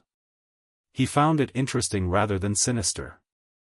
The common room had good bones, good architecture, in the literal sense, with the high ceiling and the fireplace and the furniture that had been expensive once and was now excellent in the way that old things are excellent when they've been cared for. He stood in the doorway for a moment and took its measure and then walked through and went to find his bed. He slept well. He always slept well, one of the benefits of deciding not to worry about things you couldn't address before morning. Potions was first. The dungeon classroom smelled of copper and sulfur and something sweeter underneath, and Harry arrived exactly on time, which meant he was one of the first students in, and he sat at a bench in the middle row, not the front, not the back, somewhere with good sight lines in both directions. He'd been told about Snape in general terms by Ragnarok, who had described him simply as complicated and worth watching, which was the most diplomatic thing Harry had heard Ragnarok say about anyone. Snape arrived the way a weather system arrives. Before he'd fully entered the room the temperature had changed somehow, or perhaps the quality of light had shifted, or perhaps it was simply that his movement through space had the controlled precision of someone who has decided that everything he does will be intentional and nothing will be wasted. He was tall, pale, and looked at the assembled first years with the expression of someone who has been asked to perform a task far below their qualifications and has made their peace with it exactly once and intends to make their peace with nothing else. "You are here," Snape said, not loudly, "to learn the art of potion making. Not the craft. The art. If you came expecting to follow instructions and receive praise, you will be disappointed. If you came expecting to think, you may occasionally surprise me." He walked between the benches slowly, hands clasped behind his back. "I will begin by taking stock of what I'm working with." He stopped his circuit at Harry's bench. "Mr. Potter," he said. "Our new celebrity." "Professor Snape," Harry said. A flicker of something, not surprise exactly, more like a door opening a crack and then closing again. He hadn't expected the name returned like that, immediate and neutral, without performance or defensiveness. "Tell me," Snape said, turning slightly so the question was pitched to the class and yet clearly directed, "what is the difference between monkshood and wolfsbane?" "Nothing," Harry said. "They're the same plant. Aconitum. Also called aconite." He paused. "Did you want the active magical compound as well?" A silence. "The active compound," Snape said. "Lycoctonine derivative in the processed form. The potency depends on which part of the plant you're using and the preparation method. Fresh root is more volatile than dried leaf. In wolfsbane potion specifically, the preparation sequence inverts the standard volatility through a controlled fermentation that, he stopped, because Snape had looked at him in a way that suggested he had reached the point of actually interesting the man, which was a fine point to stop at. "I've been reading ahead." "I see that," Snape said. His voice was carefully level. He moved on, and Harry watched him go, and thought about Ragnarok saying complicated and thought he understood a little better what the director had meant. History of magic was taught by a ghost, which Harry found less strange than the other students seemed to. He'd read about Professor Binns, and was accordingly prepared for a lecture that was essentially a list of dates read in a voice specifically calibrated to make dates feel meaningless. He sat in the back during History of Magic and read an archive text under the desk, which seemed like the best use of everyone's time. Transfiguration was taught by McGonagall, who appeared in cat form on the teacher's desk and transformed into herself when the last student sat down, which was a solid opening move. She ran them through the theory of human-to-animal transfiguration and then set them to practice turning a match into a needle. Harry completed this in roughly 4 minutes and sat quietly until she walked past, at which point she looked at his needle, perfect, sharp, no trace of wood left in the metal, and looked at him with the expression of someone adding an item to a list they'd already started. "Have you been practicing, Mr. Potter?" she asked. "Not this specifically," he said. She picked up his needle. "I'll need to verify this isn't conjured," she said, which was an extremely technical thing to say to a first-year student, and the fact that she said it told Harry something about what she'd inferred from the result. "It's transfigured," he said. "The mass-to-form conversion uses less energy than conjuration for material objects below a certain size. Conjuration would have been simpler but less precise." McGonagall set the needle down. She looked at him for a long moment. "See me after class, please," she said. He saw her after class. She asked him a series of increasingly specific questions about transfiguration theory and he answered them, and she listened with the careful attention of someone building a picture, and at the end she said, "Who taught you?" and he said, "Maester Vashti Ambrose," contracted through Gringotts, and watched the recognition arrive on her face. "Vashti Ambrose," McGonagall said. "I see. She's very good," Harry said.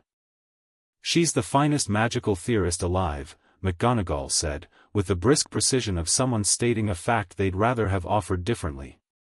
"Hogwarts offered her a position 3 times. She looked at Harry with something new in her expression now, not suspicion, something more like determination. "You are going to be a challenge, Mr. Potter." "I'll try to be a useful one," Harry said. She looked at him for another moment. Then she nodded, once, with the gravity of a woman accepting a complicated responsibility. "You're dismissed." He found Neville Longbottom on a Thursday, by accident and then by choice. The greenhouses were arranged behind the castle, 5 in a row, the glass catching the late September light, and Harry had come out here to think, which he did sometimes in open spaces when the castle's corridors felt too populated. He was walking the path between Greenhouse 2 and Greenhouse 3 when he saw Neville crouched beside the outer wall of 2 with his hands buried in a tray of soil, talking to a plant in the low, earnest voice of someone explaining something important. Harry stopped. The plant was a seedling, difficult to identify at this stage, but the leaf pattern was distinctive. He looked at it for a moment. "That's a mandrake," he said. Neville startled badly, nearly dropping the tray. He caught it, clutched it, looked up at Harry with wide eyes. "Oh, I know it's a mandrake, I'm not. I just found it loose near the compost heap and Professor Sprout wasn't in Greenhouse 1 so he stopped. "You're Harry Potter." "And you're Neville Longbottom," Harry said. He moved closer and looked at the seedling properly. It was small, root system barely established, probably fallen from a propagation tray.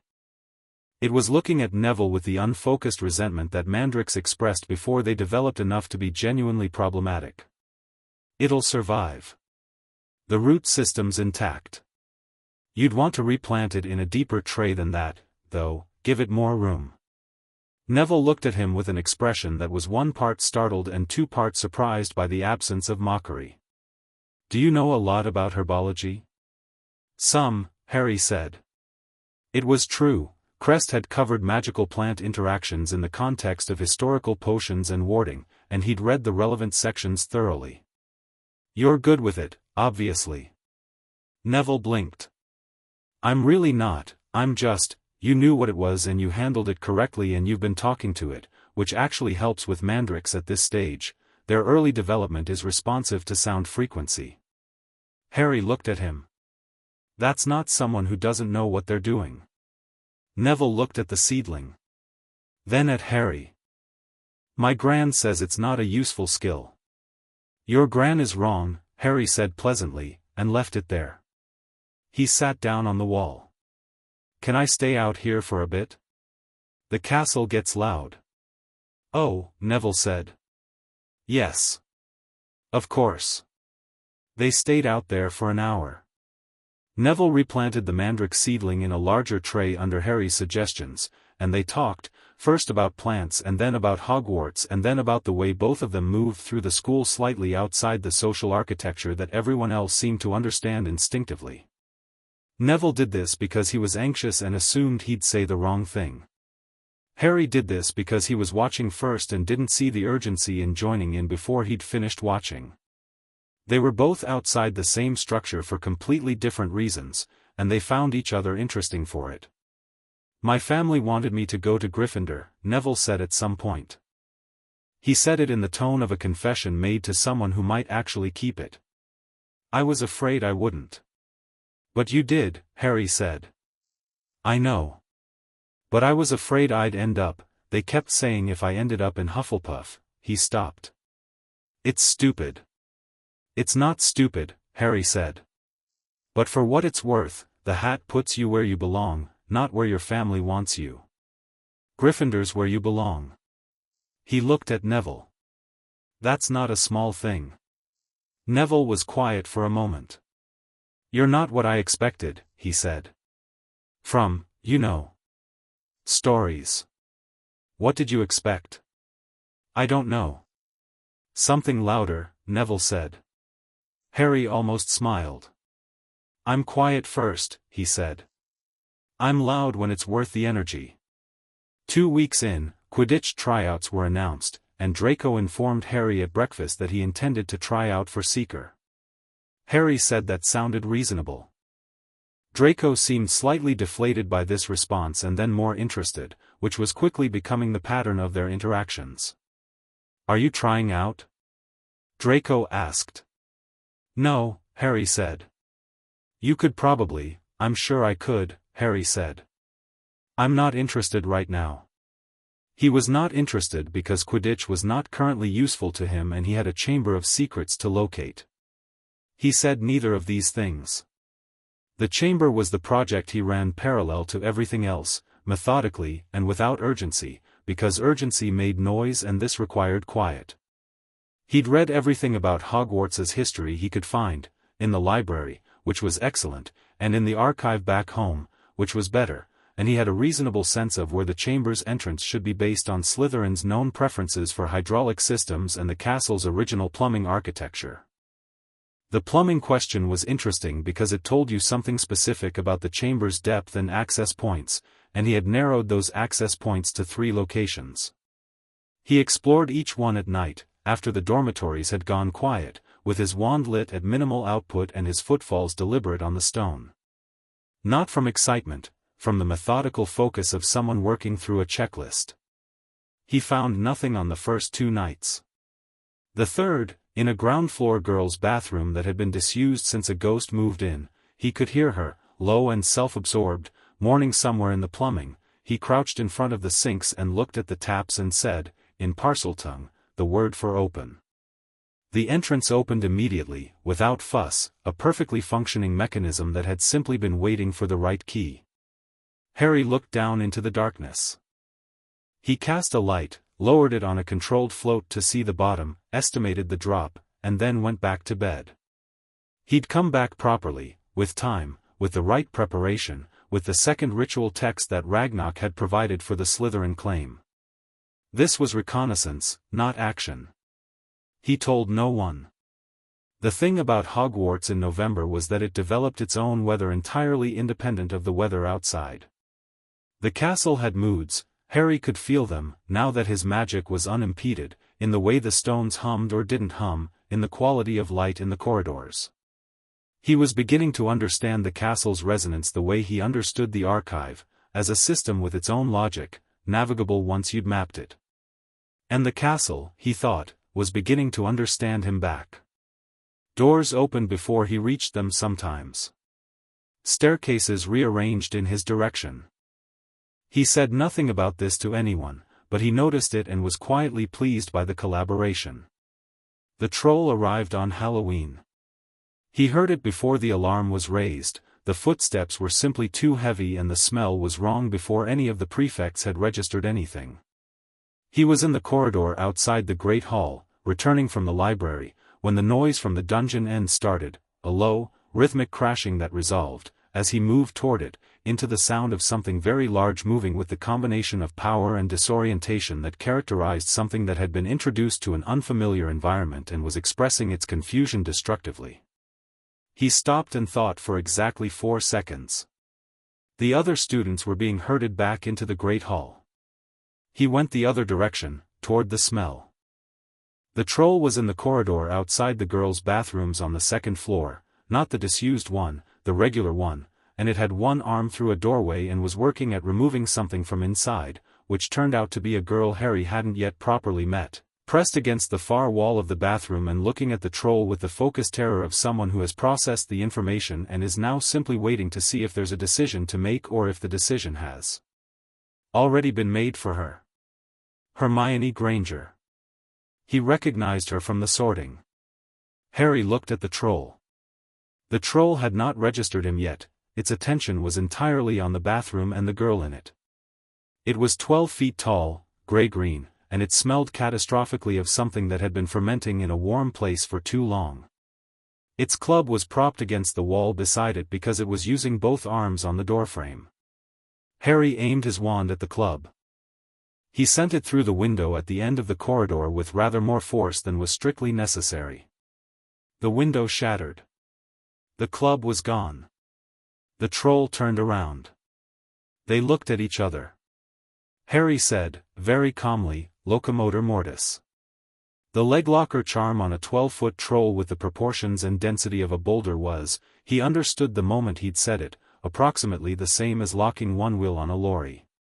The troll went down with a noise that moved through several registers and was none of them pleasant, hit the corridor floor, and thrashed. Harry stepped back out of range of the thrashing, pointed his wand with more care, and put the troll unconscious with a soporific hex that he'd read about in the archive 6 months ago and not yet had occasion to use. The troll went still. Harry's ears were ringing from the noise of its fall. Hermione Granger appeared in the bathroom doorway and looked at the troll. Then at Harry.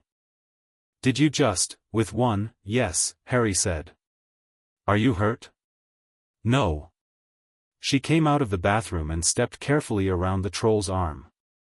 "You're Harry Potter," she said, and then looked immediately irritated with herself for saying it, the way people do when they say something that's technically true but makes them sound like they've been struck unintelligent. "Yes," Harry said again. "You're Hermione Granger." "Yes," she said, and looked fractionally better. "How did you know about the troll?" "The feast was evacuating. I heard it before the alarm," he said. She looked at him with an expression he recognized from Vashti, the assessment look, the measuring up. She had it at 11 years old, which suggested she'd had it considerably longer than most people. "Your spell selection was interesting," she said. "The soporific hex isn't in the standard first-year curriculum." "No," he said. "It's also not in Hogwarts, a history." "No," he said. "I had access to other sources." She looked at him for a moment longer. Then she looked at the troll. "I came out here because I was upset," she said, in the tone of someone making an accounting of something they'd rather not account for. "I heard people saying things at breakfast and I came out here to. It doesn't matter. The point is I made a poor decision and you." She stopped. Started again. "Thank you." "You're welcome," Harry said. Footsteps down the corridor, teachers, from the sound of them. Several. Harry looked at Hermione. "Do you want an explanation prepared?" he offered. She looked at him. Then she almost laughed, which was clearly not what she'd been expecting to do. "Yes, actually." They had 15 seconds before McGonagall rounded the corner, and in 15 seconds they produced a clean and technically accurate explanation that left out several things by the simple strategy of answering only the questions asked. McGonagall stared at the troll, stared at Harry, stared at Hermione, and then at Harry again. "You're doing?" she asked Harry. "Yes," he said. "With one hex?" "Two," he said. "The first one I aimed at the club. I wanted to remove his reach advantage." McGonagall looked at him for a long time. Then she looked at Quirrell, who had arrived behind her looking shaken in a way that Harry filed away because it was slightly too shaken for a defense against the dark arts teacher who should theoretically be the most comfortable person in this situation. Then she looked back at Harry with the expression she'd been refining since Transfiguration class, the one that was equal parts satisfaction and something like reckoning. 5 points to Slytherin, she said, which was clearly the minimum she felt she could justify without it looking like favoritism. She paused. "For the club," she added, which Harry thought was entirely fair. Quirrell. He thought about Quirrell on the walk back to the Slytherin dormitories, and about the way the man had arrived late at the troll and looked at it with the rapid, practiced attention of someone verifying a result rather than reacting to a sight. And he thought about the third-floor corridor, which Dumbledore had announced at the start of term feast was forbidden and certain death to enter, which was an unusual thing to announce to a school of curious children. He thought, someone brought the troll in as a distraction. He thought, for what? He added it to the list. The real conversation, the one that had been building since September, happened in early December. Lucius Malfoy came to Hogwarts for a Board of Governors quarterly meeting, which was publicly announced and officially routine, and managed, in the way of someone for whom incidental encounters are rarely incidental, to be in the entrance hall at exactly the moment Harry was crossing it between defense and charms. He was tall, blonde, and moved the way expensive things move, with complete assurance that nothing was going to damage them, because nothing ever had. He carried a cane with a silver snake's head that Harry recognized from Crest's description and which was not just decorative. He was dressed in robes that were correct in every detail, the kind of correct that requires active maintenance. He smiled at Harry and it was warm and genuine seeming and Harry could see the machinery of it very clearly without it making the smile less effective. "Lord Potter," Lucius Malfoy said, extending his hand. "Lord Malfoy," Harry said, and shook it. They stood in the entrance hall for a moment, the flow of students parting around them without quite knowing why they were parting. "I've been hoping for an opportunity to speak with you," Lucius said, pleasantly. "I knew your parents, you know. James and I disagreed on a great many things, but he was a man of considerable conviction. Your mother was remarkable." "I've heard that," Harry said. "You've settled into Slytherin well, I understand. Draco speaks of you." He paused. Admiringly. "Draco's interesting," Harry said, which was both true and not a concession. Lucius's smile adjusted slightly, not retreating, just recalibrating. "The Wizengamot is going to notice you very soon, Lord Potter. You have 3 seats through House Potter alone, and if the rumors about the additional claims are accurate," he left that open with the ease of a man who never finishes sentences that say more left open. "The rumors are accurate," Harry said. A pause. Lucius absorbed this without showing that he was absorbing it. "Then you are going to need allies," he said. "People who understand how the Wizengamot functions, how the older families navigate, the relationships that take decades to build."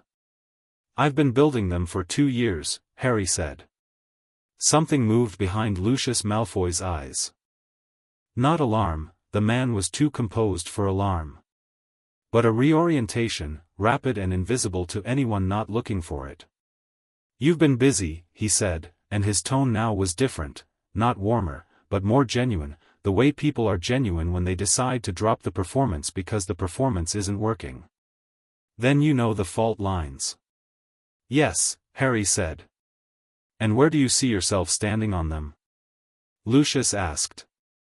The question was direct now, stripped of its earlier pleasantness, and Harry preferred it this way.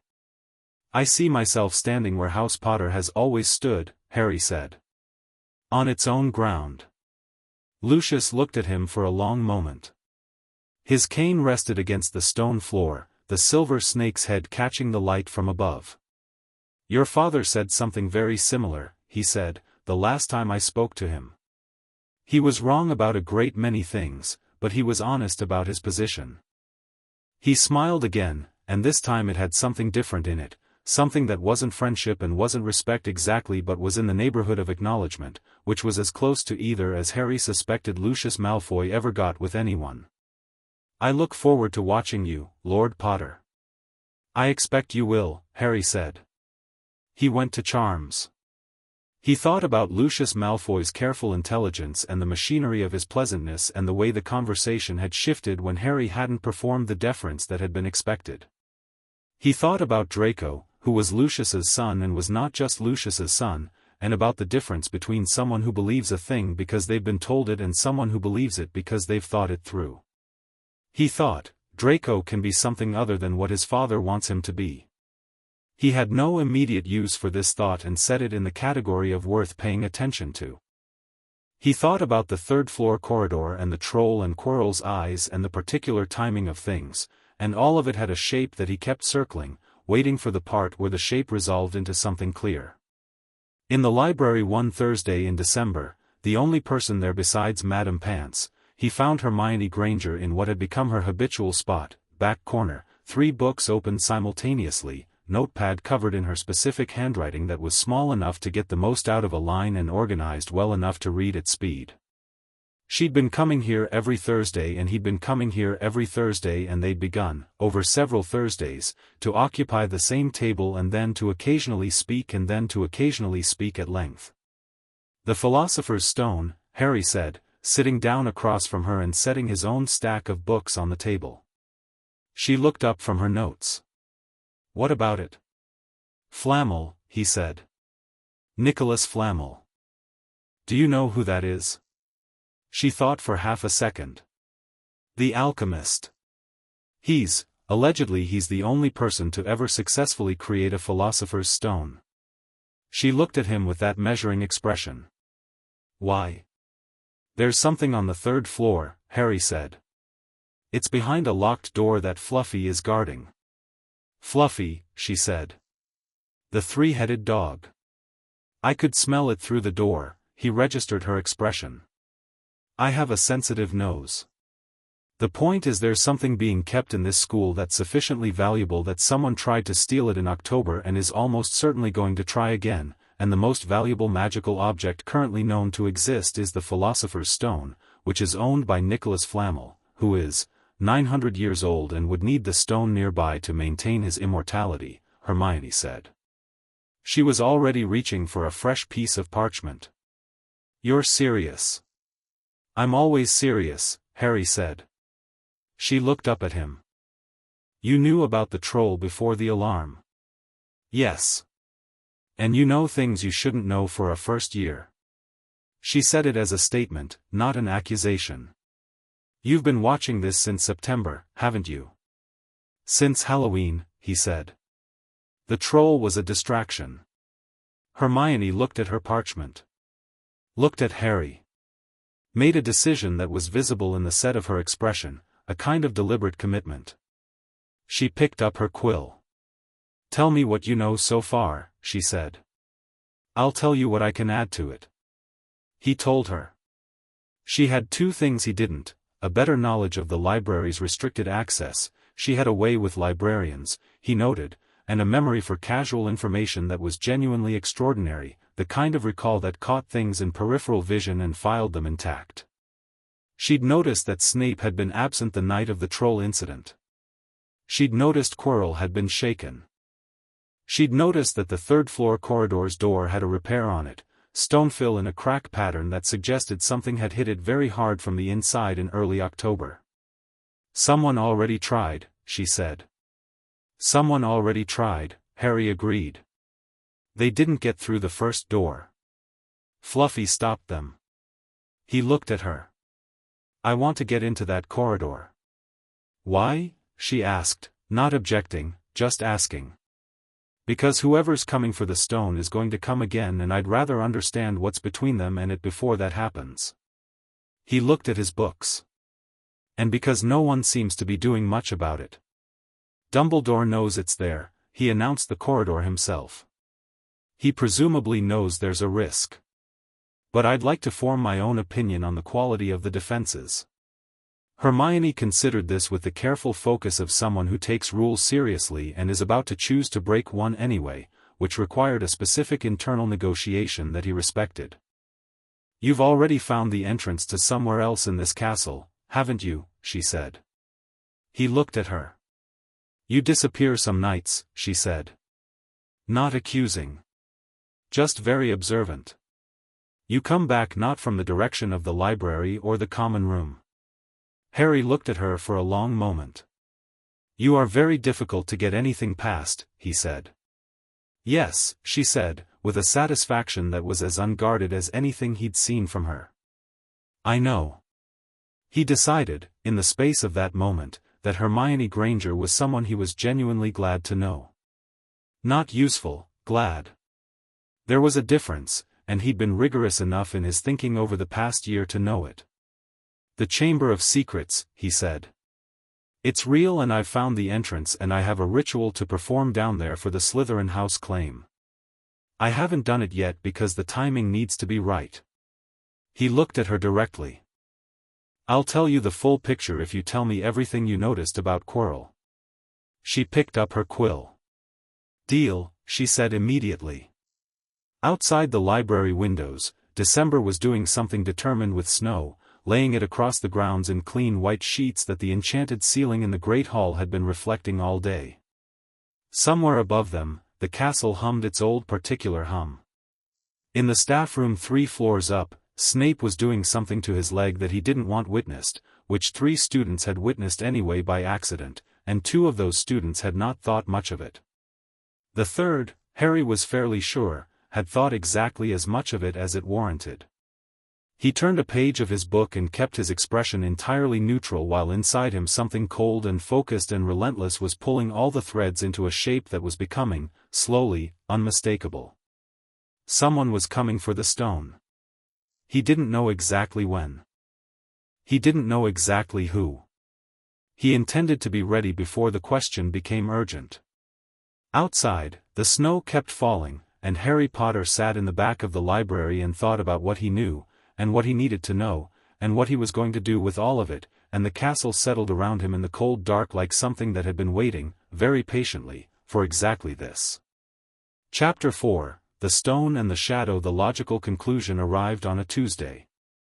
Harry was in the library, 3 days before the Christmas holidays, cross-referencing Flamel's published alchemical work against what he knew of the stone's properties, when the pieces arranged themselves into an order that was suddenly and completely obvious. He sat very still for a moment the way he did when something resolved, not dramatically, just, there it is, and then he closed his books and went to find Hermione. She was in the corridor outside Charms, which had just let out, and she took one look at his face and fell into step beside him without being asked. "You worked something out," she said. "Quirrell isn't working alone," Harry said quietly, moving them toward a window alcove away from the foot traffic. "And the attempt in October wasn't the first one. There was a break-in at Gringotts on the 31st of July, the same day I turned 11, as it happens. Vault 713. It was empty when the Ministry investigated." Hermione stared at him. "How do you know about a Gringotts break-in?" "Ragnarok told me. It was in my briefing materials before term started." He watched her absorb this. "The stone was moved from Gringotts to Hogwarts. Someone tried to steal it from the vault on the same day it was moved. That means they knew it was there, they knew it was being moved, and they had access to information about Gringotts' vault schedules that should have been impossible to get. An insider, Hermione said immediately. Or someone who doesn't need to be inside to see things. He looked at her. Quirrell has been nervous since the start of term. Not anxious, nervous. There's a difference. Anxious people are worried about the future. Nervous people are worried about the present. Something is watching him. Hermione was quiet for a moment. Her quill hand moved without a quill, which he'd noticed she did when she was thinking through something fast. The turban, she said. Yes, Harry said. You think there's something under the turban? I think there's someone, Harry said. Not something. She looked at him directly. When Hermione looked at you directly, it was like standing in a beam of very focused light, slightly uncomfortable and entirely honest. Voldemort, she said. She said it without lowering her voice, which most wizarding people didn't manage, and he respected it.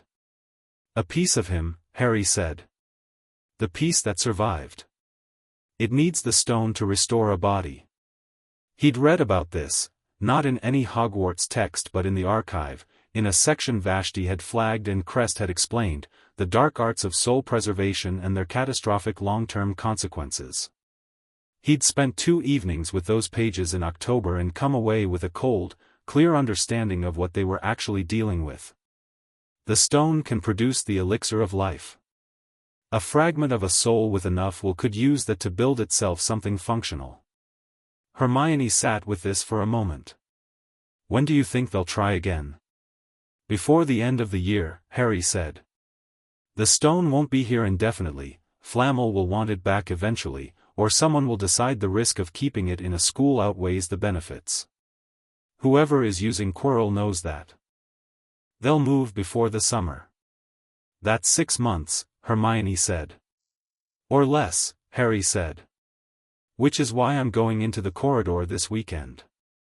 A pause. I want to come, she said. No, he said. She opened her mouth. Not because you can't handle it, he said, before she could. Because I need someone outside who knows the full picture. If I go in and something goes wrong, you're the only person with enough information to do something useful about it. He looked at her.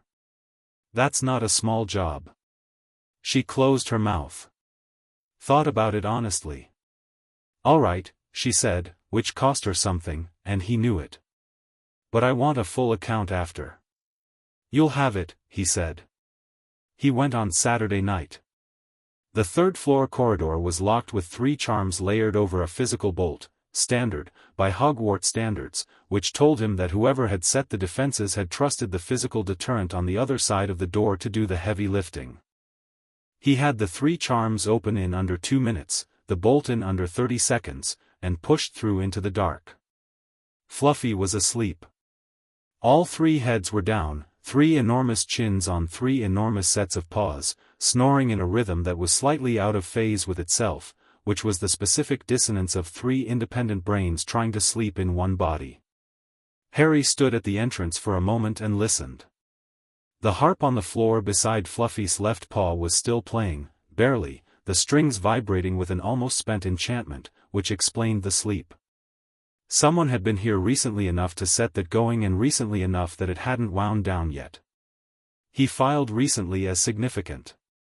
He moved carefully around the wall to the trapdoor in the floor. He went down. What followed was, he thought about it afterward, trying to give it accurate shape, less dangerous than he'd anticipated and more interesting. The protections were clever rather than powerful, which told him they'd been designed by people thinking about what an ordinary obstacle course for a competent dark wizard might look like, rather than what a specific, very non-ordinary dark wizard would encounter. The devil's snare responded to light. He produced light, bright and steady, and the plant withdrew fast. First obstacle done in 40 seconds. The flying keys were a puzzle with a solution that rewarded attention over speed. He spent 90 seconds watching the pattern before taking one clean, fast pass on a broom to collect the correct one, which was the one flying erratically because its wing had been damaged in a previous grab. Previous. Someone had been here before him. Recently. The chess set was the one that gave him pause, not from difficulty but from the ethics of it, which he'd thought about before coming. He sat at the edge of the board and looked at it. The pieces were positioned mid-game, someone had already played through and disrupted the arrangement. He reset the board with a careful transfiguration of the positioning, played it properly, played it in 11 moves, and walked through. The troll chamber smelled of the previous troll, which had been removed but not thoroughly cleaned. He passed through it quickly. The potions puzzle was the best one, genuinely elegant, the logic contained and self-referential in a way that reminded him of Vashti's theory problems. He solved it while standing, reading the clues against each other, identified the correct bottle in 4 minutes. He drank it. Went forward. The mirror of Ariste was in the final chamber. He hadn't expected that. He stood in the doorway and looked at it for a moment before he looked into it. It was enormous, ornate, slightly self-satisfied in the way of objects that know they're remarkable. The inscription ran around the top, Ariste stra eru oit ube kafru oit onwosi. He read it backward without difficulty and thought, I show not your face but your heart's desire. An interesting security system. You could only retrieve the stone from it if you wanted to find it rather than use it. Elegant. Dumbledore's work, almost certainly. He stepped forward and looked at his own reflection.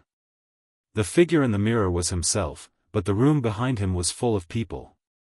His mother, he recognized her from the photograph, the red hair and the eyes, and a man who had to be his father, tall and dark and wearing an expression Harry recognized because he saw it in the mirror some mornings. And behind them, more faces, he didn't know all of them, but he understood them as people who had known him and been known by him, a whole architecture of relationship that had been taken from him before he'd been old enough to know he had it.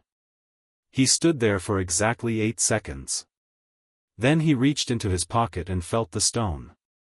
It had arrived there smoothly, quietly, translated by the mirror's logic from its hiding place into his palm. It was smaller than he'd expected, the size of a walnut, warm, heavier than its size suggested, deep red and slightly transparent. He closed his hand around it. He put it back in his pocket. He turned away from the mirror. Very good, said a voice. I wondered if you'd get hung up on it. Quirrell stood in the doorway behind him. He didn't look nervous now. The nervousness had resolved, Harry realized, because the thing causing it was no longer trying to stay hidden. The turban was gone. Quirrell's head was bare and turned, slightly, and on the back of it, Harry had read about this, prepared for it, and he still needed a moment before he could look at it steadily, a face. Gray and sunken, with red eyes that burned with a focused, terrible intelligence. Lord Potter, Quirrell said, and Harry couldn't tell which voice was speaking. Perhaps both. You found it before I could. That's impressive. You were close, Harry said. 3 days behind you, I think. Your logic is very clean. The red eyes studied him. I can see everything your teachers couldn't. They looked at you and saw a child. I look at you and see your mother's mind in your father's face, and underneath it something older. You've been busy, these 2 years. You've been watching me, Harry said. I have interests in your welfare, Voldemort said. It was fully Voldemort's voice now, the pretense of Quirrell largely abandoned. You are an obstacle and a resource simultaneously, Lord Potter. I have been determining which you'd rather be. Neither, Harry said. A pause. You hold my stone, Voldemort said. I do. Give it to me. Not a request. Not quite a command. Something between, the tone of someone stating the only reasonable option. I will rebuild. I will be grateful. There are 12 ancient houses behind you and I am going to return to power, and when I do, the alliances you are building now will either be remembered or they will be irrelevant. Help me now and nothing you care about needs to be touched. Harry looked at the face on the back of Quirrell's head. He looked at the red eyes and the way they burned, and he thought about what was actually in front of him, a fragment of a soul, less than a person, a thing that had torn itself apart trying to avoid death and was now the ruin of what it had been. Dangerous, yes. Still lethal. Still possessed of an intelligence that had bent entire generations to its will. But also genuinely weakened, genuinely desperate, and genuinely unable to hold this position for much longer. No, Harry said. Quirrell moved. He was faster than he looked. The host body was being pushed well past its limits, the borrowed strength of something that had survived as a parasite for nearly a decade, and he crossed the chamber in 2 steps with his hands out.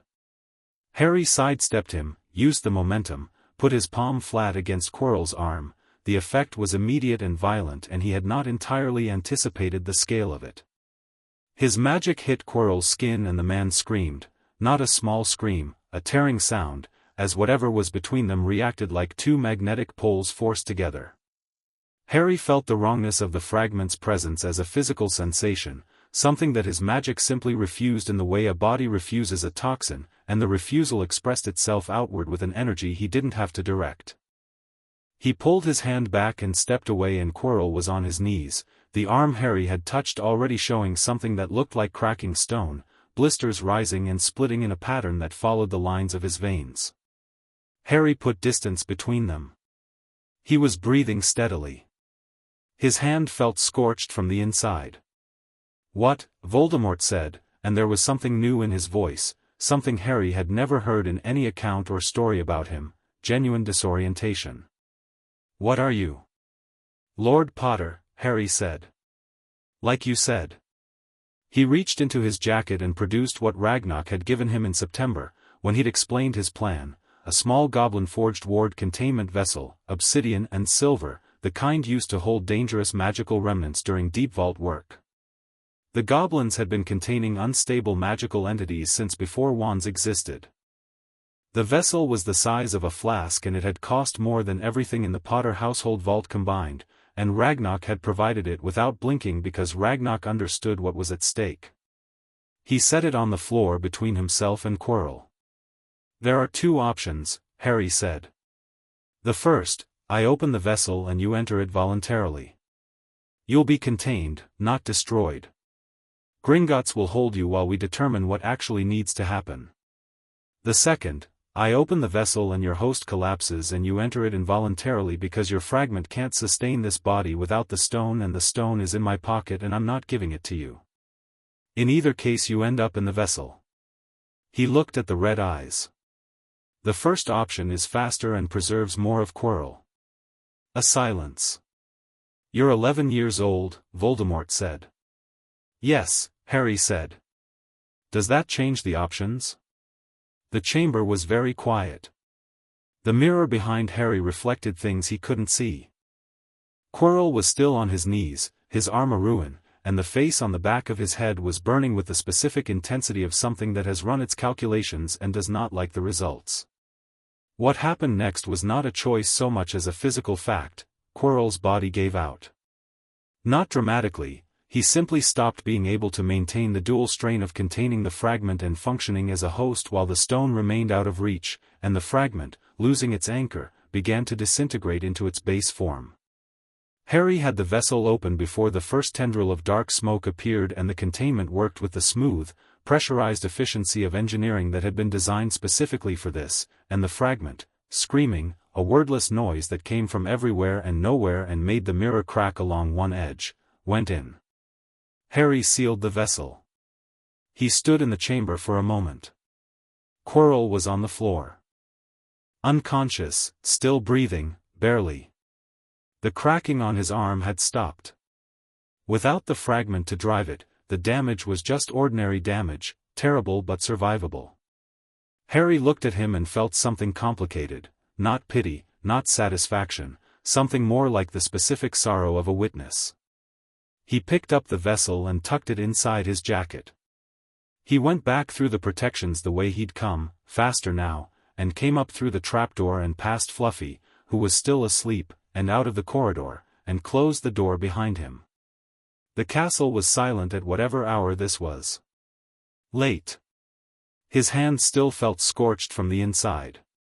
He walked steadily toward the hospital wing, because Quirrell needed medical attention and the fragment being contained didn't change that, and as he walked he thought about what he was going to say and to whom and in what order.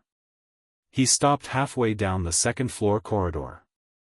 Dumbledore was standing at the far end of it.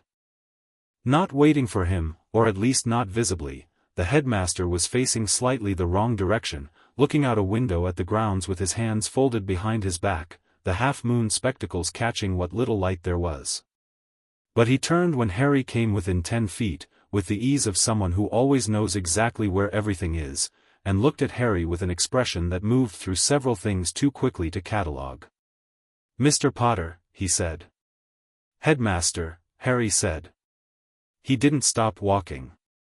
He adjusted his path to pass Dumbledore rather than stop at him. "Professor Quirrell needs the hospital wing. He's in the third-floor corridor. The troll trapdoor, specifically." He kept his voice conversational and his pace steady. "I've dealt with the primary issue." Dumbledore turned to face him fully. "The primary, Harry." "Lord Potter, please," Harry said, and kept walking. A beat of silence behind him. "Lord Potter." Dumbledore's voice was careful in a new way, not authoritative, more like a man placing his feet very deliberately on uncertain ground. "What have you dealt with?" Harry reached into his jacket and held up the vessel without turning around. "Let the headmaster see it. Then put it away.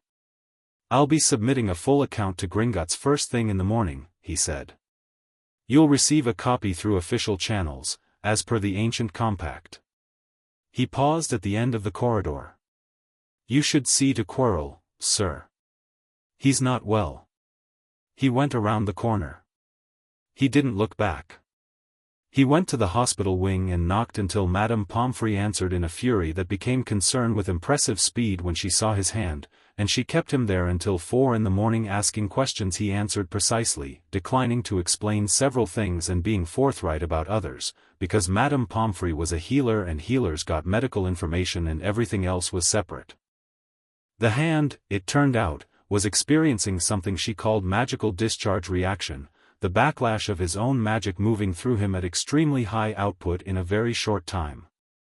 She wrapped it, gave him something to drink that tasted of peppercorns and left his head feeling cleaner, and told him to sleep. He said yes, and then lay in the hospital bed with his eyes open for an hour instead, which was not sleep but was close enough for the purposes of the morning. In the morning, first thing, before breakfast, before anyone else in the castle was properly awake, he was in Dumbledore's office. Not because he'd been summoned. Because he had walked there and gone in, which was a meaningful distinction and which he made deliberately. The office was circular and full of things that moved and breathed and occasionally made small sounds that probably meant something. Fawkes was on his perch, scarlet and gold, regarding Harry with eyes that were very old and very warm. Harry looked at the Phoenix for a moment and then looked at Dumbledore, who was behind his desk and had clearly not slept either. "The vessel," Harry said, sitting down in the chair across from the desk without being offered it. He put the containment vessel on the desk between them. "I need you to understand what this is before I take it to Gringotts. So we're working from the same information." Dumbledore looked at the vessel. His expression was, for perhaps the first time in Harry's admittedly limited experience of him, genuinely unsettled. "You contained it," he said. "Yes." Harry looked at him directly. A fragment of Voldemort's soul was using Quirrell as a host. "It came here for the stone. I retrieved the stone before it could and contained the fragment in a goblin ward vessel." He paused.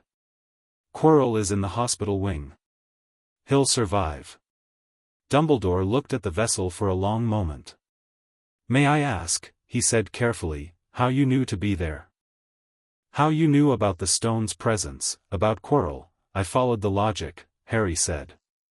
"It wasn't complicated once I had the right information. Someone broke into Gringotts Vault 713 on the 31st of July.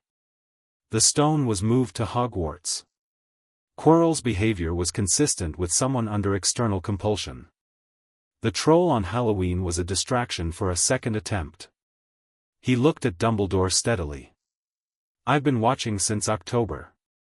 A silence settled between them.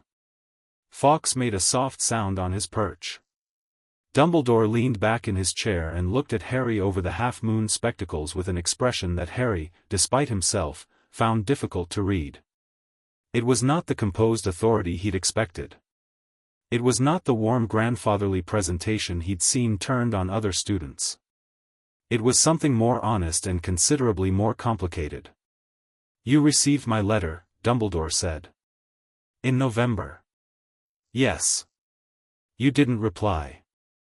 "I did reply," Harry said. "I said I'd contact you when I considered the time appropriate. I consider this to be the appropriate time." He looked at the vessel and then at Dumbledore. "I've read the investigator's report." "All of it?" Dumbledore was very still. "I understand that the compulsion charm and the loyalty binding were not entirely your work," Harry said. "The investigators believe Voldemort placed them parasitically, during the Godric's Hollow attack, using your own protective working as a vehicle." He held Dumbledore's gaze. "I understand this means you may not have known they were there. I am prepared to accept that interpretation." He let that sit for a moment. "The siphon is less clear. The investigators believe it may have been an architectural flaw in the blood ward design rather than deliberate. I am prepared to accept that interpretation also, provisionally." "Harry, Lord Potter," Harry said. Quietly. Not harshly. Just precisely. "I say Lord Potter not because of ceremony. I say it because the person who has been making decisions about my life is not Mr. Potter. Lord Potter is the person who stood in a ritual chamber at 9 years old and chose his own name with his own hand, and that distinction matters to me. I'd ask you to respect it." Dumbledore removed his spectacles. He rubbed the bridge of his nose in a gesture that was so unremarkably human that Harry found it slightly startling. "I placed you with your aunt," he said.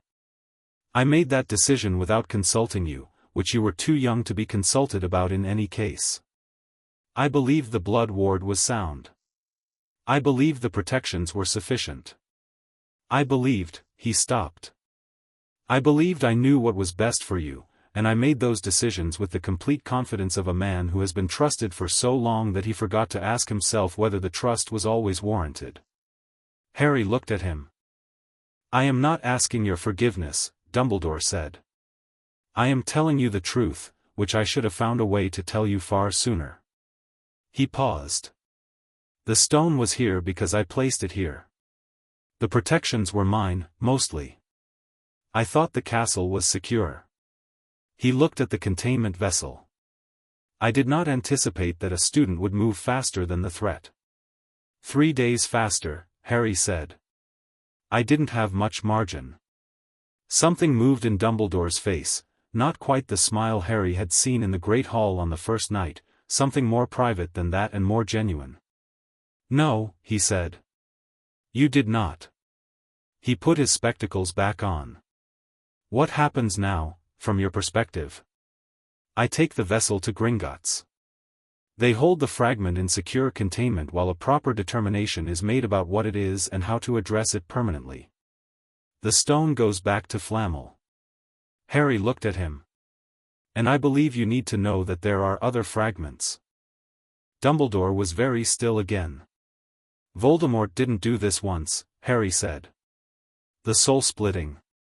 He couldn't have survived as a fragment for 10 years with only one anchor unless the fragment itself was extraordinarily stable, and it wasn't, it needed a host. That kind of instability suggests the soul was already damaged before Godric's Hollow. Which suggests other fragments. Other anchors." He watched Dumbledore's face. "You've been thinking about this too?" It wasn't a question. Dumbledore looked at him for a long moment, and then he did something Harry hadn't expected. He leaned forward and spoke to Harry the way he would speak to an equal. "Not performing it. Just doing it." "I have," he said. "I have been thinking about it for 10 years. I have been trying to determine the scope of it without tipping my hand, because if Voldemort suspects we are looking for his anchors, he will have contingencies we cannot anticipate. He paused. I had hoped to guide you toward this understanding gradually, when you were older, Harry said. Yes. I'm 11, Harry said. I'm Lord of 11 houses. In 6 weeks I will claim the 12th, which is Slytherin.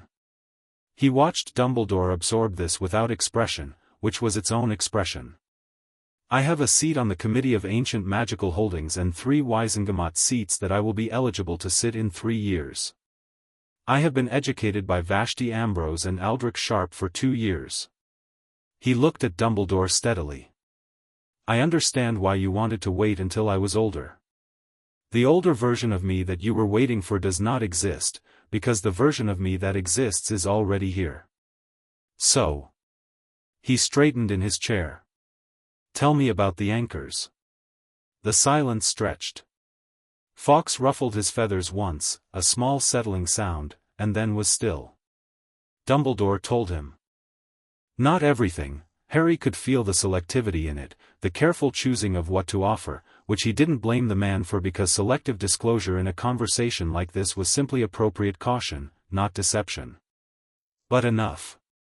Enough to confirm that there were multiple anchors, that Dumbledore had identified one already, a diary, he believed, in the possession of a young Riddle connected to the original Horcrux, and that the theory of their nature had been developing in Dumbledore's mind for the better part of a decade. Harry listened.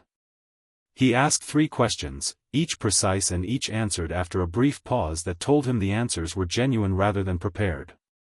When they were finished, the sun properly up now, gold light coming through the circular windows and finding Fawkes and setting the phoenix glowing, Harry stood up.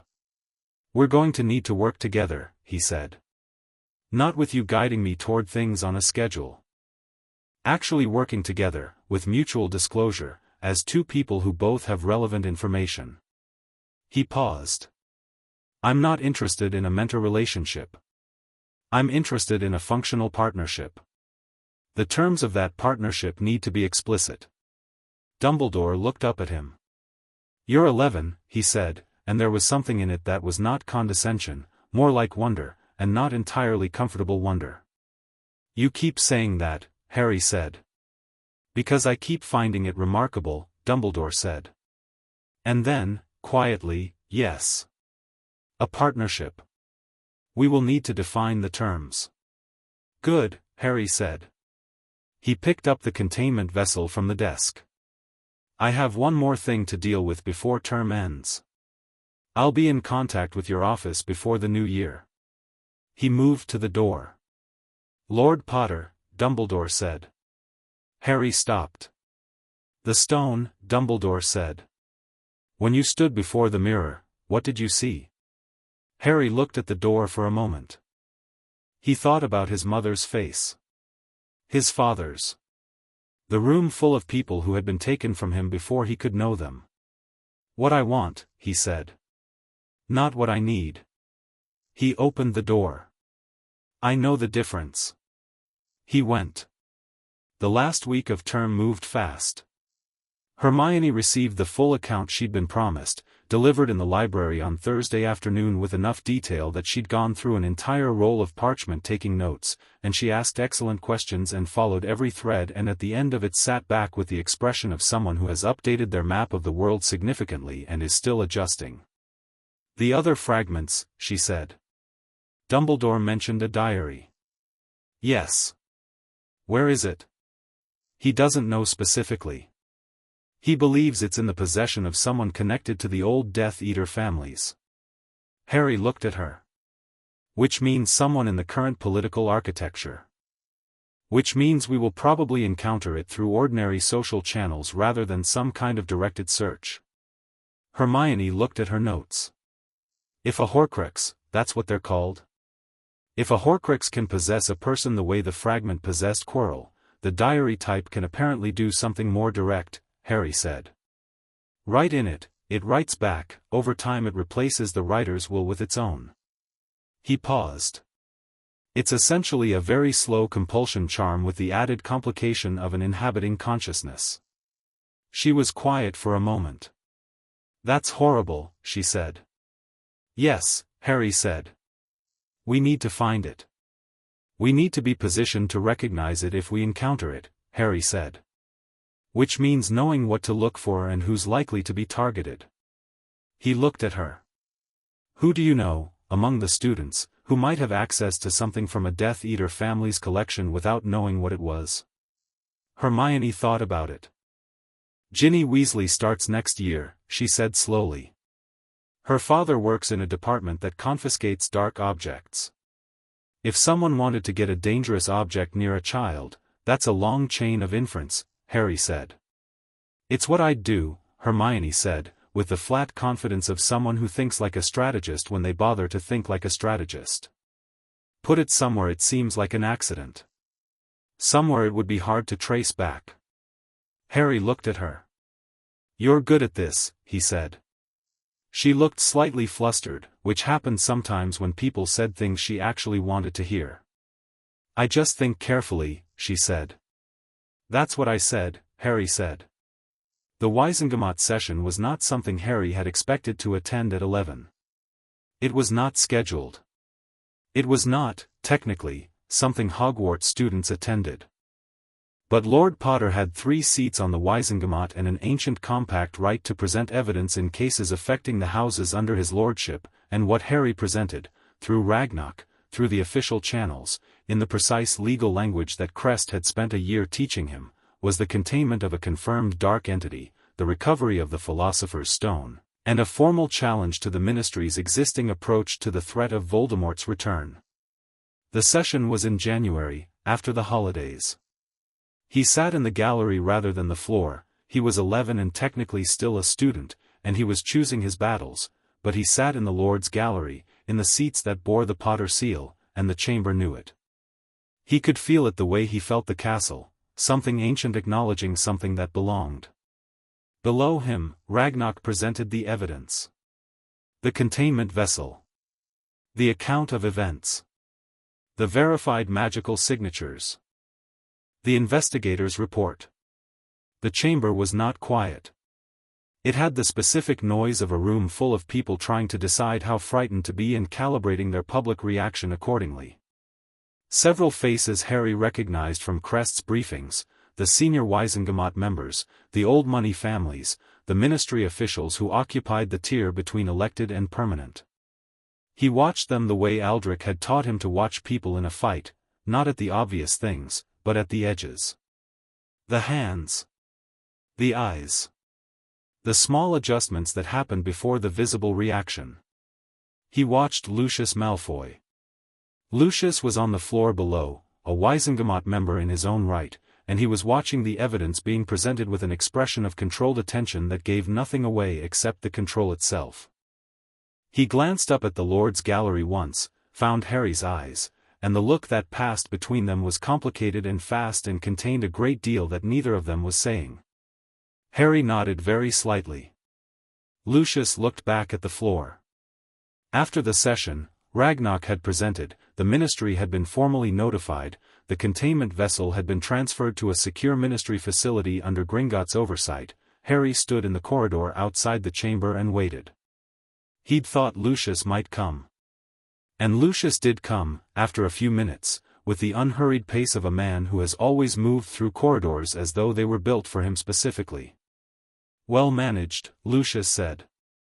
Thank you, Harry said. You've made it very difficult for certain people to deny that he's returning, Lucius said, looking down the corridor at nothing in particular. Some of those people are not pleased about the difficulty. I imagine not, Harry said. Others, Lucius paused. Others are reassessing their positions. Given new information. He looked at Harry sidelong. 5 houses have apparently sent letters of formal acknowledgement to your addresses in the last 72 hours. Harry had received those. He'd read them, had Crest review the legal language, and had drafted measured responses. I know, he said. You're collecting debts, Lucius said. Not an accusation. An observation, almost admiring.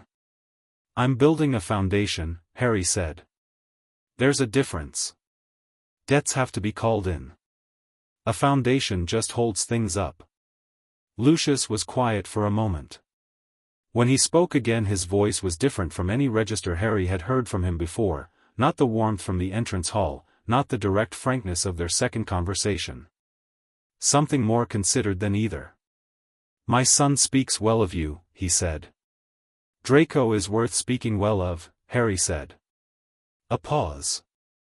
"He's different when he comes home," Lucius said. "Fewer certainties. More questions."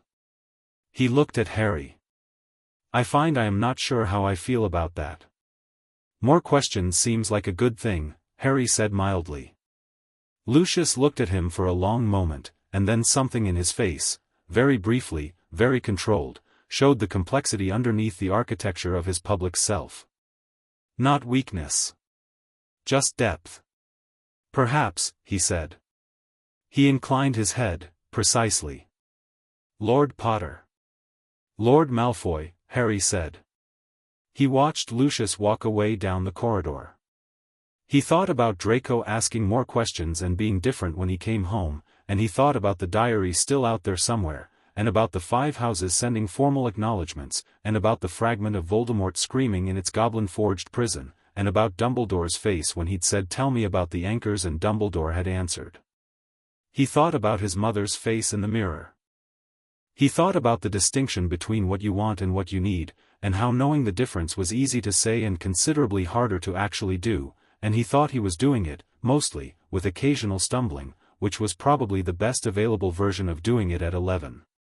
He squared his shoulders and went to find Ragnarok. He had a 12th house to claim. Chapter 5, The Reckoning. The letter from Azkaban arrived in February. Not from Azkaban officially, the prison didn't post letters, for obvious reasons, but from a solicitor in Edinburgh named Griselda Marchbanks Fern who had been contacted by a prisoner in Azkaban's long-term wing through the one legal channel available to inmates, a formal petition for case review, which required a solicitor's involvement and, if the petition named a specific party as interested, a notification to that party. The party named was Lord Harry James Potter, Lord of 11 ancient houses. The prisoner was Sirius Orion Black. Harry read the letter twice at his desk in the Slytherin dormitory while Draco slept 6 feet away and Archimedes watched from his perch with the alert patience of a bird that has learned to associate early morning activity with interesting developments.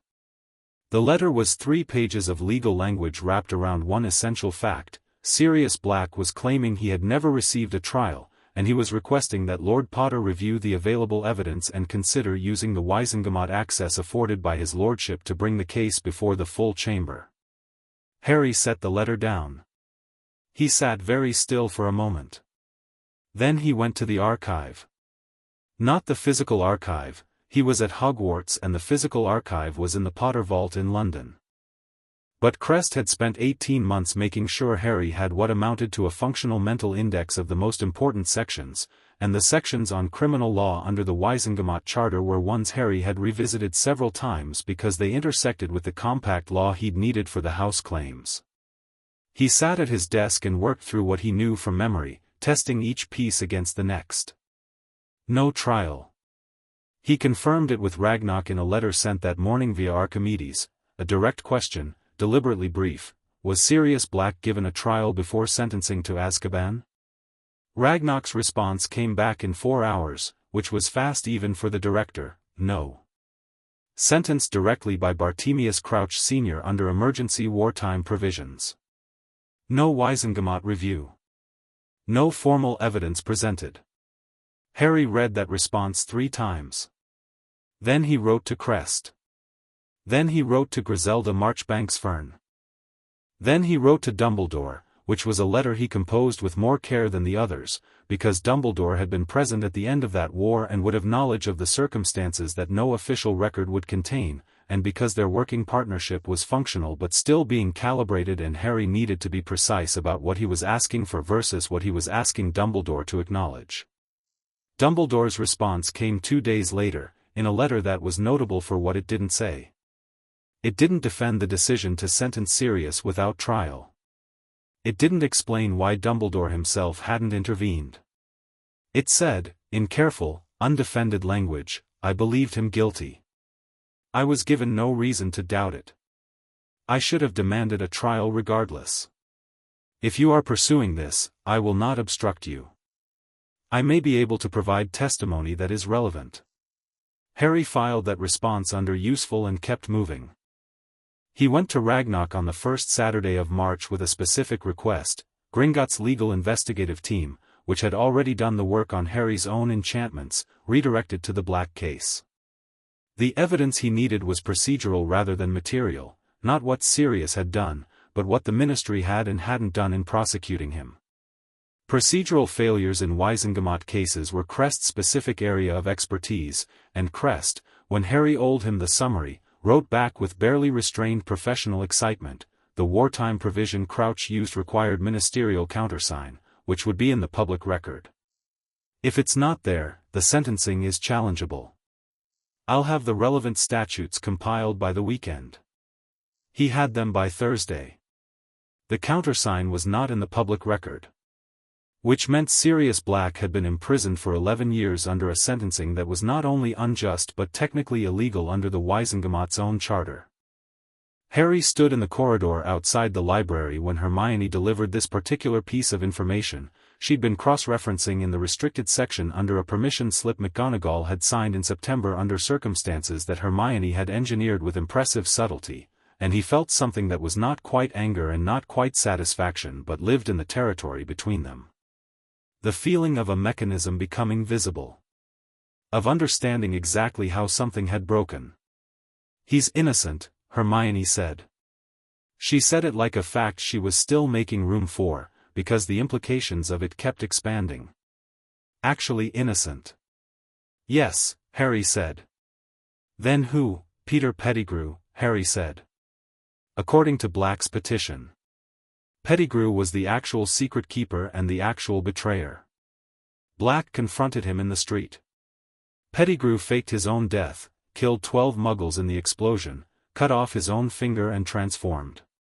He watched her face. Pettigrew is an animagus. Registered? He wasn't registered, Hermione said immediately. He could see her memory working. I read the full registered animagus list in my first week. I was checking whether it had ever been used in Ministry investigations and, wait. She went very still. Scabbers. What? Ron Weasley's rat, she said. His brother Percy had him first, and before Percy, he's been in the Weasley family for 12 years. No rat lives that long. She looked at Harry. Harry. Scabbers is, missing a toe on his front left paw, Harry said, and watched her face as she arrived at the same place he'd arrived 3 seconds earlier. They stood in the corridor looking at each other. We can't just, Hermione started. No, Harry said. We do this correctly. We do it through the Wisengamot. We get Sirius a proper hearing, we present the case properly, and the evidence about Pettigrew becomes part of the formal record. Not a dramatic confrontation in a corridor, not something that can be dismissed as two students making claims. He looked at her. Which means I need to get Sirius out of Azkaban first. Or at least in front of the Wisengamot. Can you do that? Lord of 11 Houses, Harry said, with a procedurally invalid sentencing, a missing countersign, 3 Wisengamot seats, and Bartemius Crouch Sr. who is currently head of magical law enforcement and very much does not want this examined. He met her eyes. Yes. I can do that. It took 4 months. The petition process through the Wisengamot moved with the specific speed of an institution that has been designed by cautious people over centuries to resist being rushed. Harry moved through it with the specific patience of someone who had learned, in 2 years of goblin-supervised education, that patience applied systematically was more powerful than urgency applied emotionally. He filed documents. He responded to ministry queries with precision. He appeared before a Wisengamot subcommittee in April, technically as an observer, because he was 11 and not eligible to sit, but Lord Potter's right to present in cases affecting the houses under his lordship was established compact law and the subcommittee knew it and he sat and presented anyway. He brought Crest with him. Crest, in a courtroom setting, transformed from the slightly chaotic man with the sandwich into something quietly formidable, the kind of legal mind that doesn't perform intelligence because it doesn't need to. He laid out the procedural failures in Sirius's sentencing with the clean economy of someone who has spent 50 years finding exactly the right words for exactly the right moment. The subcommittee requested a review. The review happened in May. Crouch fought it. Not openly. Bartemius Crouch Sr. was not a man who did things openly when he could do them through institutional channels, but the resistance was there in every procedural delay, every request for additional documentation, every formal query that required a formal response that then required a formal review of the formal response. Harry answered all of it. He was thorough and fast and legally unimpeachable, and he was also 11 years old, which seemed to genuinely disconcert Crouch in a way that the legal substance alone hadn't. Ragnarok told him this in June, with something in his voice that was close enough to satisfy that Harry noted it. Crouch made 3 informal inquiries to Gringotts this month, the director said, across the table in the accounts chamber. He wanted to know the extent of our investment in the Black case. He used the word inappropriate twice, which in ministry language means he's frightened. He should be frightened, Harry said. He imprisoned a man without trial. When this comes out fully, he'll be lucky to keep his position. He will lose his position, Ragnarok said. The only question is whether he loses it before or after the formal hearing. After, Harry said. I want Sirius present. I want him in front of the chamber before anyone starts negotiating terms for Crouch's resignation, because once that process starts, everything becomes about Crouch and the political fallout, and Sirius becomes a footnote to his own exoneration. Ragnarok looked at him. You've thought about this carefully. I've thought about it for 4 months, Harry said. I'd be embarrassed not to have thought about it carefully. The hearing was scheduled for the 3rd week of June. Sirius Black was transported from Azkaban to the ministry holding facility the morning before, a process that Ragnarok's team had negotiated with the kind of contractual precision that made the ministry's handling of it essentially non-negotiable, every step specified in advance and witnessed. Harry had not met Sirius yet. He'd corresponded with him through the solicitor, for letters each way, and from those letters he had built an impression that he held carefully, a man whose intelligence had survived Azkaban better than his health, who had a specific quality of dry humor that surfaced even in written legal correspondence, and who seemed to be approaching his own potential exoneration with a guarded disbelief, as though expecting the floor to fall out before he reached it.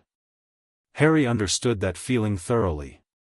He met him the morning of the hearing, in the ministry holding room, with Crest and Ragnarok's solicitor present and a ministry observer in the corner who was trying very hard to look casual and doing an indifferent job of it. Sirius Black looked like someone who had once been something and was in the process of remembering what. He was gaunt in the way of people who have been cold and poorly fed for a long time, with gray at his temples and lines in his face that were too deep for a man in his early 30s.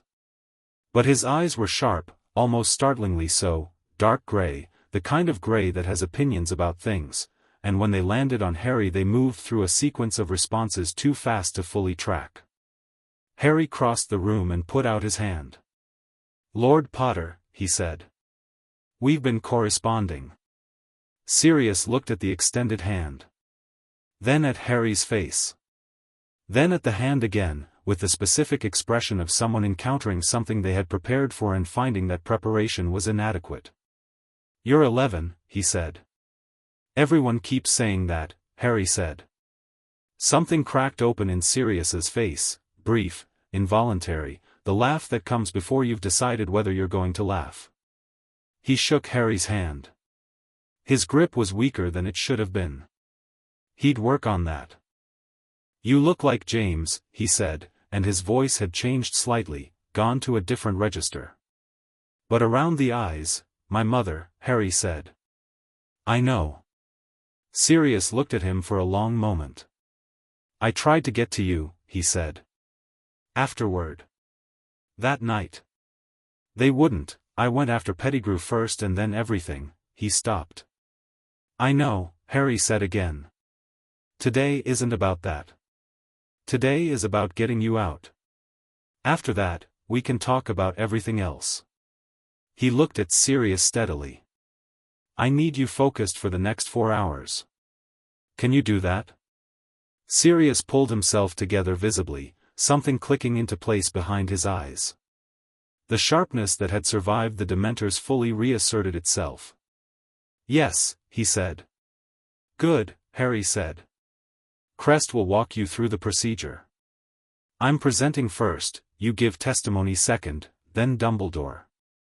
Crouch's lawyers will try to establish that the wartime provision was valid. Don't respond to that, let Crest handle it. The only thing you need to do is tell the truth. He paused. Every detail about Pettigrew. Every detail you remember about what happened in the street. Don't omit anything because it seems small. Sirius studied him. You've been doing this for months, he said. 4 months, Harry said. You've been doing it for 11 years. I think I have the easier job. The Wizengamot chamber was full. Harry had expected that. The Black case had, despite the Ministry's best efforts at managed disclosure, become known enough in the wizarding community that people with Wizengamot access were exercising it. The gallery was packed. The members' floor was at capacity. Harry sat in the Lord's gallery in the Potter seats and felt the weight of the room the way he felt weather, as a pressure with a direction. He presented first. He stood at the speaking podium in the Lord's gallery, a right established by compact law and confirmed by the Chief Warlock's ruling 3 months earlier, after Crouch's legal team had challenged it and lost, and he presented the case with the same clean precision Crest had brought to the subcommittee. The procedural failures. The missing countersign. The wartime provision's own requirements, stated in its own text, that had not been met. He cited statutes. He referenced precedents. He was thorough and he was fast, and his voice in the chamber was the voice of someone who was not nervous and was not performing composure and had simply come here to do a job. When he finished, the chamber was quiet in a specific way, the quiet of people processing something they cannot immediately dispute. Sirius gave testimony. He spoke for an hour and did not look at Crouch's legal team and did not waver on any detail. Harry watched him from above and thought about the cost of what Sirius was doing, not the legal exposure, but the personal one, the excavation of events that had been the last thing he'd fully experienced before 11 years of nothing. He did it anyway. He was shaking slightly by the end and his voice had dropped, but it held. Dumbledore testified. He confirmed the events of that night from his own knowledge and, with a gravity that Harry recognized as genuine rather than performed, confirmed that he had accepted Sirius's guilt without demanding a trial, and that this had been an error in judgment that he had had 11 years to consider and had not considered adequately until it was brought to his attention by Lord Potter's petition. The chamber processed this with the complicated noise of people deciding how much to revise their understanding of a man they'd been deferring to for decades. Harry noted that Dumbledore made no attempt to cushion the admission and respected him for it. Crouch's legal team argued for 40 minutes. They were good, not excellent, but good, and the wartime provision case was not without merit on technical grounds. Crest, given equal time, dismantled it in 25 minutes using the provision's own text as the primary instrument of dismantling, which was the most efficient form of legal argument Harry knew. The Wizengamot deliberated for 2 hours.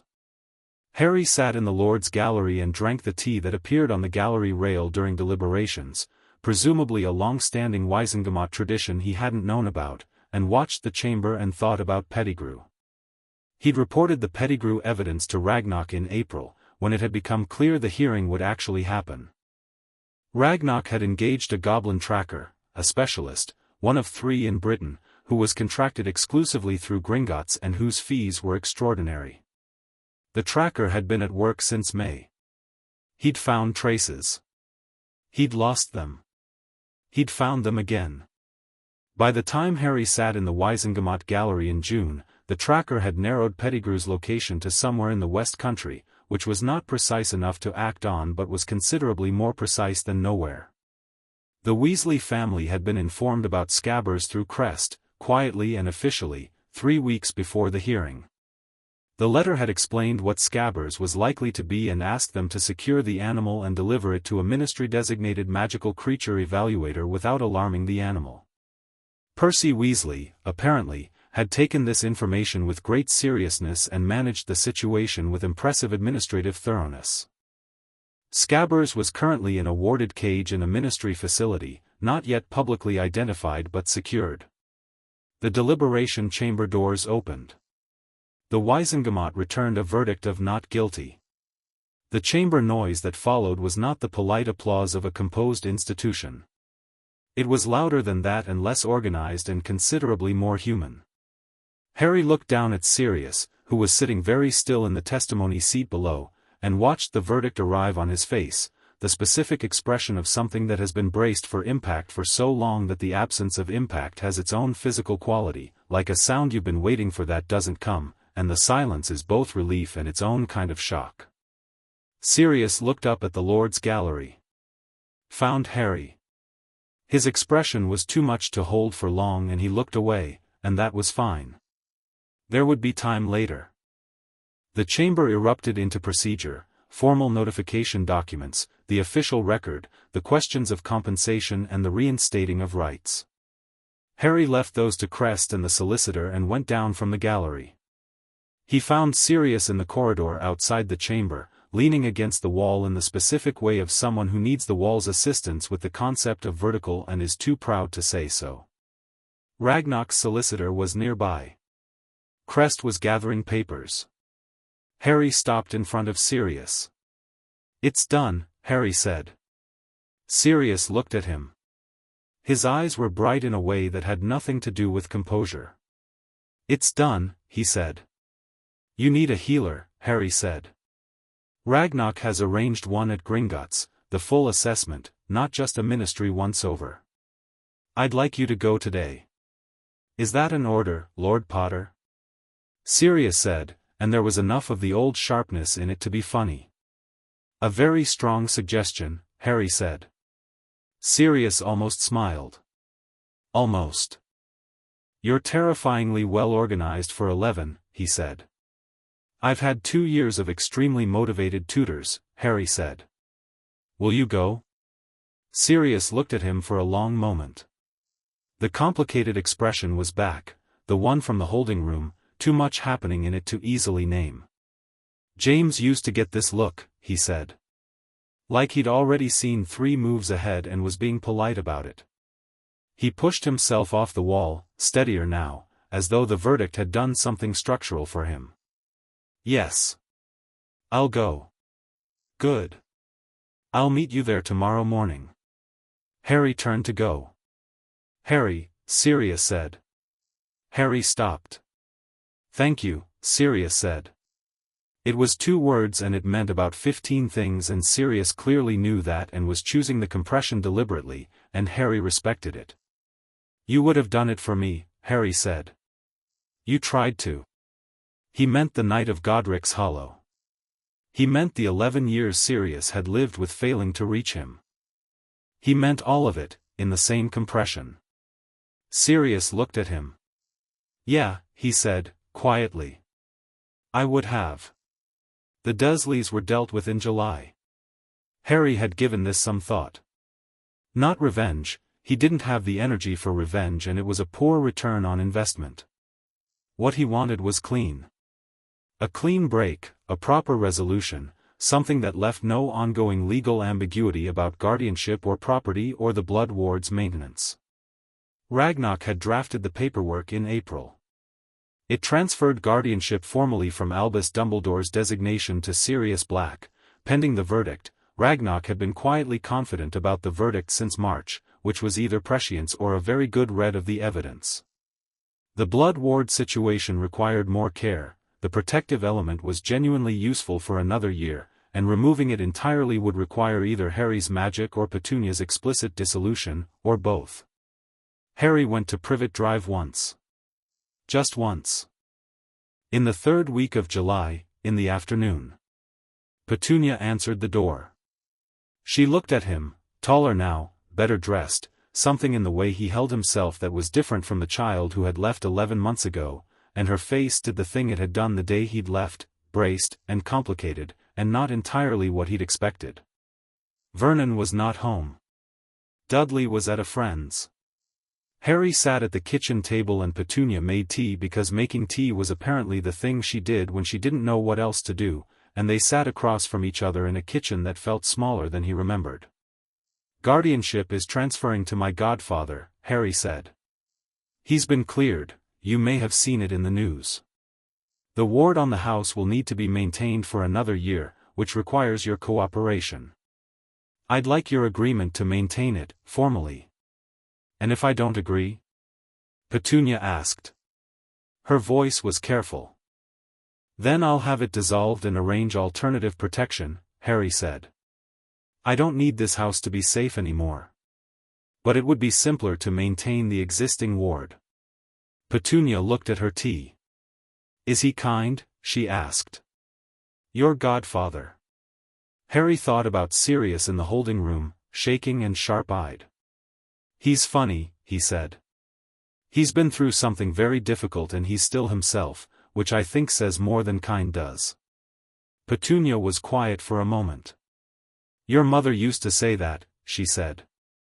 "That funny meant they were still themselves." She said violent, she stopped. She said he had stopped being funny years before he went entirely wrong. Harry looked at his aunt. He thought about what it must have been, growing up alongside magic and being outside it, loving someone who lived inside a world you couldn't enter and watching that world eventually take them. He thought about how bitterness and grief occupied the same space in people sometimes and became indistinguishable. "I'll need your agreement in writing," he said. "Ragnar's office has the document." Petunia nodded once. "Send it," she said. He stood up. "Is there anything you want?"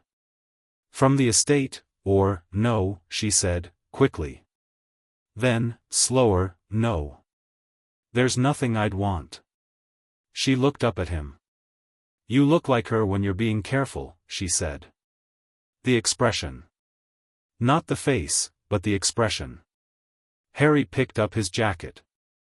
"Take care of yourself," Petunia said, which was the most she'd ever said that wasn't instruction or admonishment, and was therefore the most personal thing she'd said to him. He understood it for what it was. "You too," he said. He left. He meant it to be final and it was final, and he felt the finality as a clean thing rather than a painful one, which was probably the best available outcome. Grimmauld Place was the opposite of Privet Drive in every material sense. It was large and dark and full of things that had been important once and were now primarily haunted by their own history, and it smelled of old magic and something that might have been old cooking or old grief or both. The house elf, creature, regarded Harry with open suspicion that shaded into grudging acknowledgement when Harry spoke to him respectfully and directly, which creature had apparently not encountered before and which disconcerted him sufficiently to produce cooperation. Sirius was at Grimmauld Place from the end of July, under Healer's orders to rest, which he was interpreting creatively. Harry visited every few days, which had begun as a duty visit and quickly became something else, something he didn't have a very clean word for but which involved sitting in the kitchen at Grimmauld Place eating whatever creature produced and talking. Just talking. About James and Lily, about Hogwarts in the 1970s, about the war, about magic theory, about Quidditch, about the 1,000 small things that accumulate between two people who are figuring out what they are to each other. He discovered that Sirius was funny in the specific way of people who have used humor as a survival mechanism for so long that it's become genuinely reflexive, quick, dry, occasionally dark, always intelligent. He discovered that Sirius had an opinion about everything and shared it at full volume and then occasionally stopped and listened, really listened, which was rarer in people than the opinions were. He discovered that Sirius had known his father the way nobody else Harry would ever meet had known him, from the inside, from childhood, in the way of people who chose each other before they were old enough to know what choice meant.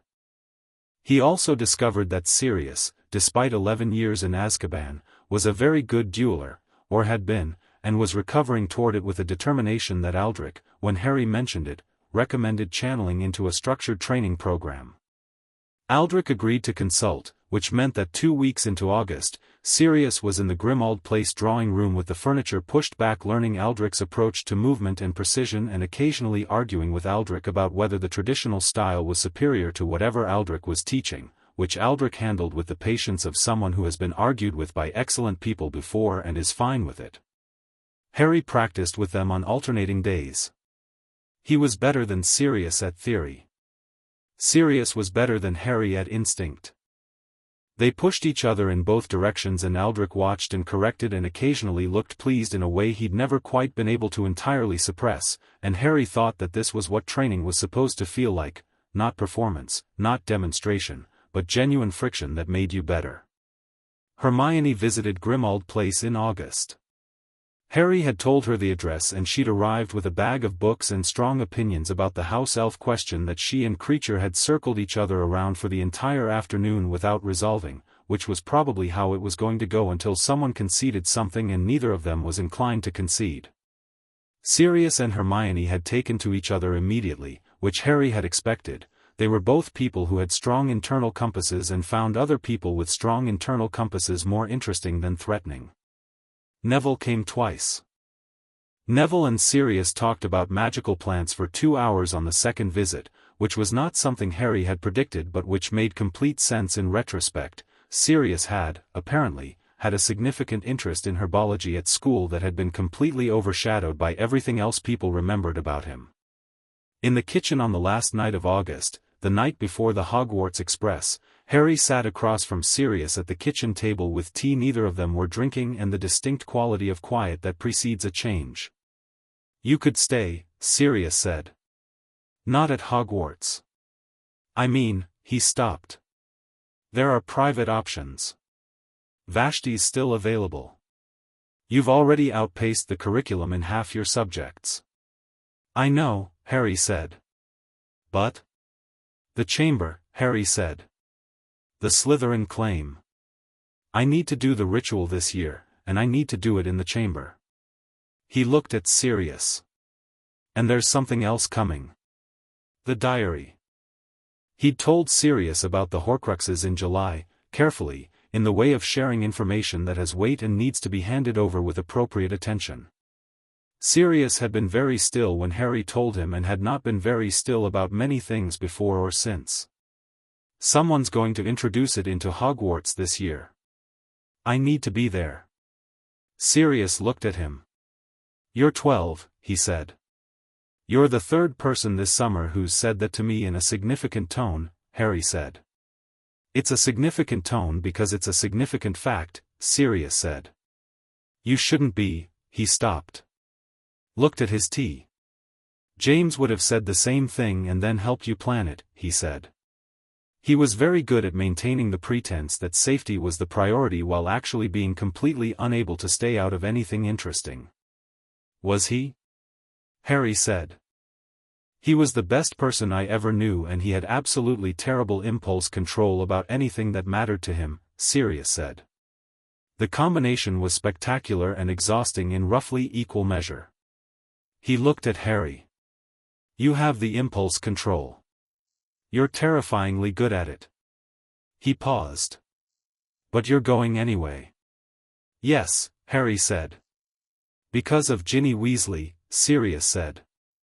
He'd absorbed that part of the briefing with the immediate anger of someone who recognizes the mechanism, a child being used as a vehicle for someone else's agenda, a consciousness being slowly replaced, and had not expressed the anger except once, briefly, and then set it aside and gotten practical. "Because of Ginny Weasley," Harry confirmed. Sirius was quiet for a moment. "I'll be here," he said. "When things go sideways, if," Harry said. "When," Sirius said, with the certainty of someone who has lived through enough plans to know they have a relationship with sideways, "I'll be reachable through the Gringotts secure channel. Ragnarok has the code." He looked at Harry. "And I want to know the moment it starts moving. Not after. During." "You'll know," Harry said. He meant it. He had been watching Ginny Weasley since January. Not conspicuously, he'd made a point of being in her orbit occasionally, speaking to her when the moment was natural, and what he'd seen had confirmed the worry Hermione had seeded at Christmas.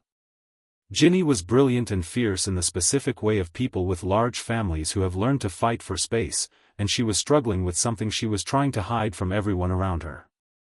She had the quality of compression that Harry recognized, from the inside, from his own history, of someone pressing a hand against something that's leaking and hoping nobody asks what's under the hand.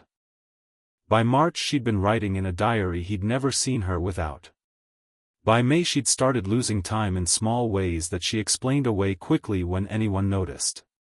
By June she'd had a shadow under her eyes that was getting deeper, and Harry had written to Ragnarok with his suspicion fully formed. I believe the diary Dumbledore identified has been given to Ginny Weasley. I need a full description of the diary's physical characteristics and any signature markers the investigators can identify. Ragnarok had provided them in a fortnight. Harry had spent 2 months looking for the diary at Hogwarts without finding it, which meant it wasn't in any of the places Ginny spent significant time, which meant she kept it on her person, which meant direct observation was necessary, which meant he'd spent the last month of term watching with patience and care and without her knowledge. On the last day of term, leaving the Great Hall after the end-of-year feast, he had seen the diary in the front pouch of her bag, a slim black notebook with the look of something that had been loved too hard, and he'd made the decision, this year, second year, it ended. The Hogwarts Express the next morning was loud and warm and smelled of sandwiches and the particular excitement of summer breaking loose, and Harry sat in a compartment with Hermione and Neville and told them what was coming and watched them each respond in their particular way, Hermione immediately producing parchment and asking sequential questions, Neville going quiet and then resolute. "She's in my year," Neville said. "Ginny." "She's in my dormitory," well, girls sighed. He stopped. "She's really good at herbology." "I know," Harry said. "So we watch for her," Neville said. "Not a question." "We watch for her," Harry said. Outside the train windows, the city gave way to countryside and the countryside opened up into summer, wide and green and indifferent to the specific urgency of 12-year-olds with serious problems, and Harry looked at it and thought about what was coming and felt the cold, clear focus that had always been his response to the thing he could see and was choosing to walk toward. He had a chamber to enter, a claim to make, a diary to find, and a girl to pull back from an edge she didn't know she was standing on. He also, and this was not small, had a godfather who would be reachable through a secure channel and who would be here when it went sideways. He had Hermione taking notes and Neville going resolute and the full legal and financial weight of 11 ancient houses and a 12th waiting for him in a hidden room beneath the school. He thought, it's going to be fine. He wasn't entirely sure it was going to be fine. He watched the countryside and kept the uncertainty filed under useful fuel rather than reason to hesitate, and the train carried them forward into the rest of it, and Harry Potter, age 12, let himself lean against the window for exactly 5 minutes and rest before the work began. Chapter 6, Lord of 12. The sign started in October. Filch's cat was the first. Mrs. Norris found petrified in a corridor on Halloween, which Harry thought was cosmically on brand for Hogwarts. The message on the wall was written in something dark and dramatic: "The Chamber of Secrets has been opened. Enemies of the air, beware." Half the school was terrified. The other half was excited about being terrified, which was a particular quality of Hogwarts students that Harry had noted before. He stood in the corridor looking at Mrs. Norris and the message and thought, the basilisk. He'd read about it in the archive. Slytherin's monster, the creature of the chamber, a weapon designed for a specific purpose by a specific mind. He thought about what a basilisk's petrifying gaze meant in terms of how Mrs. Norris had been found, not dead, petrified, and thought, reflective surface. She saw the reflection. He looked at the water on the floor. The pipes above had been dripping. He told Hermione that night. She went very still. "So the diary is actively working," she said. "Has been since September, probably," Harry said. "Ginny's been getting worse. Have you noticed?" "I've been watching," Hermione said. Her voice was flat in the way that meant she was angry about something and managing it with precision. "She's losing more time. She fell asleep in the library last week in the middle of a sentence. I need to get into the chamber, Harry said. Not to confront the basilisk, not yet. The Slytherin ritual first. If I hold the Slytherin claim, the chamber wards answer to me. I can lock the basilisk's access to the upper school and give us time to deal with the diary properly. Hermione looked at him. And if the diary pushes Ginny to open the chamber before you've done the ritual? Then we move faster, Harry said. Which is why I'm going tonight. Harry, I've been planning this since February, he said. I have the ritual text, I've verified the entrance, I know the chamber layout from Slytherin's own architectural notes in the archive. The basilisk responds to Parseltongue. I speak Parseltongue. He looked at her. Tonight. She looked at him for a long moment with that focused, honest beam of attention. I want to be in the corridor outside the entrance, she said. Not inside. In the corridor. With a mirror. A mirror, he said. For the basilisk, she said. In case. He almost smiled. In case, he agreed. He went down at 2 in the morning. Hermione was in the corridor with a mirror she'd borrowed from a third-floor bathroom and a very composed expression that was doing a lot of work. He looked at her, nodded, and opened the entrance. He dropped into the dark. The Chamber of Secrets was not what the name suggested. It wasn't a chamber, it was a complex.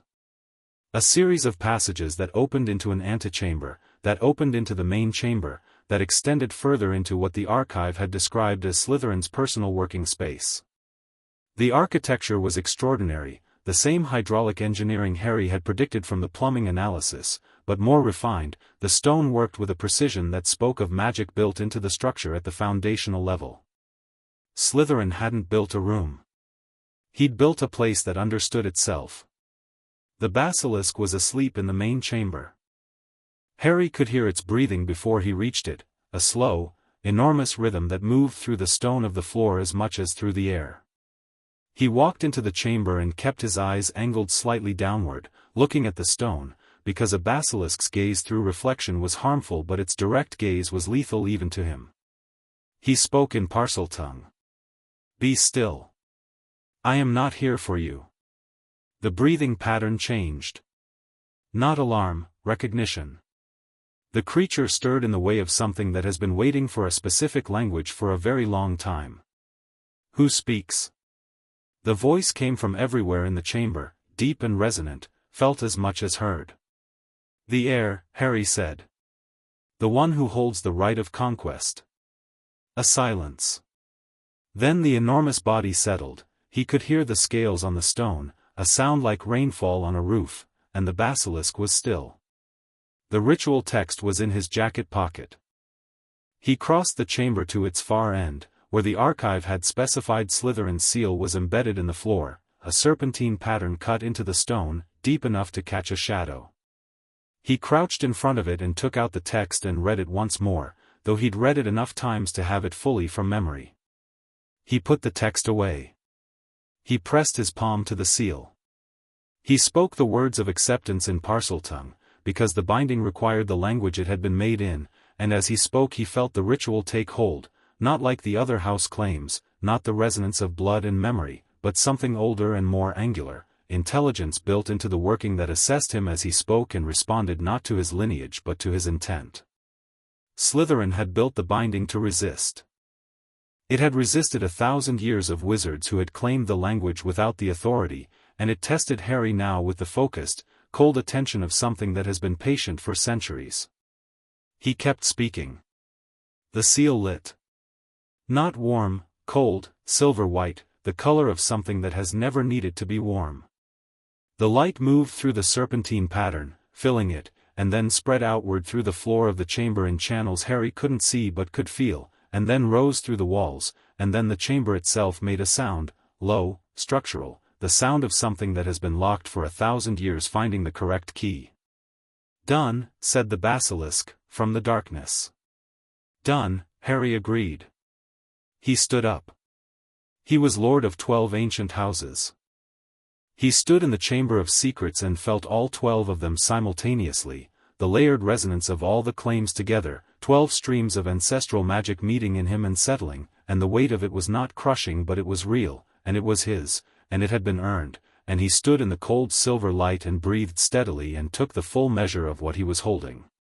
Then he addressed the basilisk. He told it the chamber's passages to the upper school were sealed until he gave specific instruction to the contrary.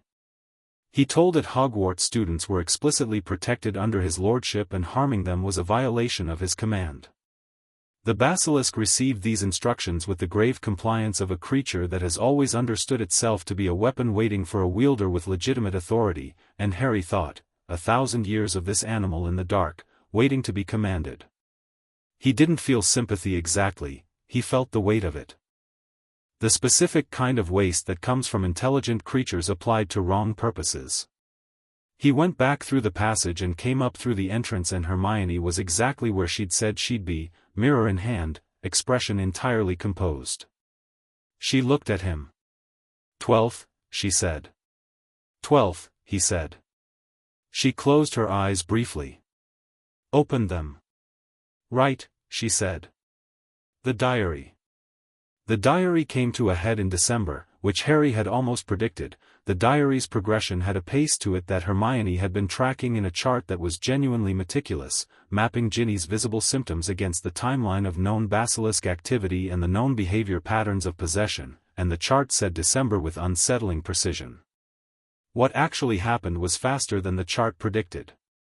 It was a Tuesday evening when Neville found him. Harry was in the library and Neville arrived at a pace that was very nearly running, which for Neville meant something was urgent. Neville moved carefully and deliberately as a matter of nature, not timidity, and when he moved fast it was because he'd decided fast was necessary. Ginny, Neville said. She's gone. Harry was up and moving before Neville finished the sentence. He'd anticipated several possible vectors for the diary's final push. He'd anticipated the girls' dormitory, the library, one of the unused classrooms. He hadn't anticipated Moaning Myrtle's bathroom, which in retrospect was the obvious answer. Myrtle's bathroom was where the entrance was, and the diary had been pushing toward the chamber since September, and the final act of an inhabiting consciousness that had nearly replaced its host's will was to bring that host home. The entrance was open when they arrived. He told Hermione and Neville to wait. He looked at Hermione when he said it. She looked at him with the expression she always wore when she was deciding whether to argue, the half-second calculation, and then she nodded. Sirius, she said. Gringotts Secure Channel, Harry said. Tell Ragnarok first, then Sirius. Tell them both I'm in the chamber and it's moving. She already had the mirror out. Not the basilisk mirror. She'd brought a two-way communication mirror that she and Harry had arranged with Gringotts in September, because Hermione prepared for things, and went into every situation with more tools than she'd been told she needed. He watched her and felt something, not a name for it, just a warmth that lived in the category of people who choose to show up. He went down. The chamber was different with someone in it. Ginny was at the far end, on the floor, pale in the silver light, and she was so still that Harry moved faster than he'd moved anywhere in months, crossing the chamber in seconds, dropping to one knee beside her and finding her pulse, there, weak but present, and the sound of her shallow breathing was the best thing he'd heard all evening. And from the shadows, because this was always where the thing in the shadows chose to announce itself, Tom Riddle stepped out. Not Quirrell. Not a fragment pressed against the wrong side of a mirror. An actual manifestation, solidified on Ginny's stolen life, wearing a 16-year-old face with a quality of composed, beautiful menace that was entirely recognizable as the early face of the thing Harry had sealed in a goblin-forged vessel 11 months ago. Harry Potter, Riddle said. He looked at Harry with the same assessing intelligence as the fragment in the mirror room, but warmer and more performative. This was a consciousness that had been practicing charms since before it knew what it would become. I've been wanting to meet you properly. Tom, Harry said. A very slight tightening around Riddle's eyes. Most people don't use that name. Most people don't know what's in a name, Harry said. I make it a point to know. He looked at Ginny. How long does she have? That depends entirely on you, Riddle said. She'll fade as I solidify. I'm afraid that's the nature of the working, one of us strengthens as the other weakens. You're familiar with the mechanism, I imagine. You contained a piece of me last year. I know exactly how the mechanism works, Harry said. He stood up. Ginny was behind him now. That's the piece of yourself you put into the diary. A memory, Riddle said, pleasantly. Preserved. Capable of growing and learning and, eventually, becoming. You've made things difficult, Lord Potter. 12 houses. An entire political architecture built in 18 months. He looked at Harry with something that was almost admiration and was actually calculation. My older self, what little remains of him, would have recruited you if he could. He tried, Harry said. It didn't take. No. Riddle tilted his head. Because you understand exactly what he is. What I'll become. He looked at Harry steadily. You're not afraid of me. Not particularly, Harry said. You should be, Riddle said, and the warmth dropped out of his voice as cleanly as a light switching off. I am the most powerful legilimens alive at this age. I have access to a chamber that answers to my blood. I have the basilisk. The chamber answers to the Lord of House Slytherin by right of conquest, Harry said. That's me. The basilisk is under my instruction. It won't come. He watched Riddle's face absorb this and felt, briefly, the deep satisfaction of information deployed with correct timing. You're running on Ginny Weasley's life force and a diary, and you've been sealed in this chamber by the basilisk's compliance with my command. He reached into his jacket. Which leaves us with the question of what you actually are, a memory, like you said, and what you can actually do. He had the second containment vessel. Ragnarok had provided two, last year, and Harry had kept the second one in his jacket since October, because keeping it there was a better plan than keeping it anywhere else. Riddle looked at the vessel. Something shifted in his expression, the calculation working fast, covering ground at speed. You can't contain me, he said. I'm not a fragment. I'm a full consciousness. You're a memory, Harry said. Preserved and animated, but fundamentally a recording. You're not actually Voldemort. You're an impression of who he was at 16. You have his intelligence and his power within this space, but you're still essentially a very sophisticated imprint, and what Gringotts designed this vessel for is sophisticated imprints. He opened the vessel. And the diary needs to be destroyed. Ginny gets stronger as the diary weakens, that's also how the mechanism works. Riddle attacked. He was fast and precise and genuinely powerful. Harry had not understated any of that, and what he sent across the chamber was not a spell Harry recognized from any standard curriculum, something older and darker and designed with the specific intent of ending the conversation before Harry could finish it. Harry's shield came up on instinct, the wandless version, and the impact of the spell hitting it shuddered up his arm and into his shoulder, and he held it because dropping the shield was not an option he was entertaining. He cancelled the shield and stepped sideways and aimed the containment vessel and said the activation word in Parseltongue because Ragnarok had built the second vessel specifically for a consciousness connected to Slytherin's line and had therefore designed the activation accordingly, with the terrifying thoroughness that Gringotts brought to everything it considered worth doing properly. Riddle fought it.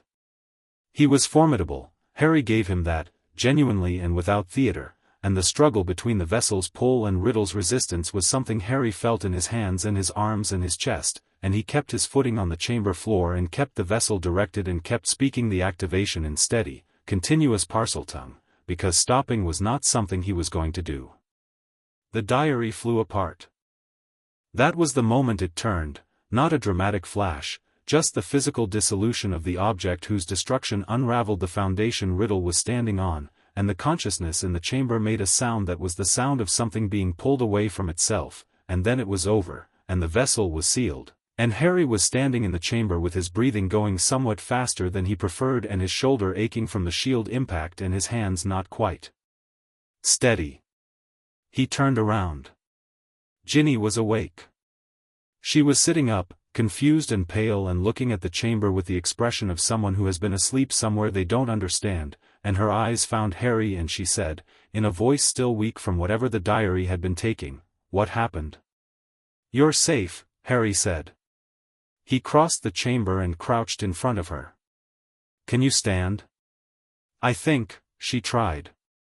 Her legs held. "Where are we?" "Somewhere you don't need to come back to," Harry said. He looked at her directly.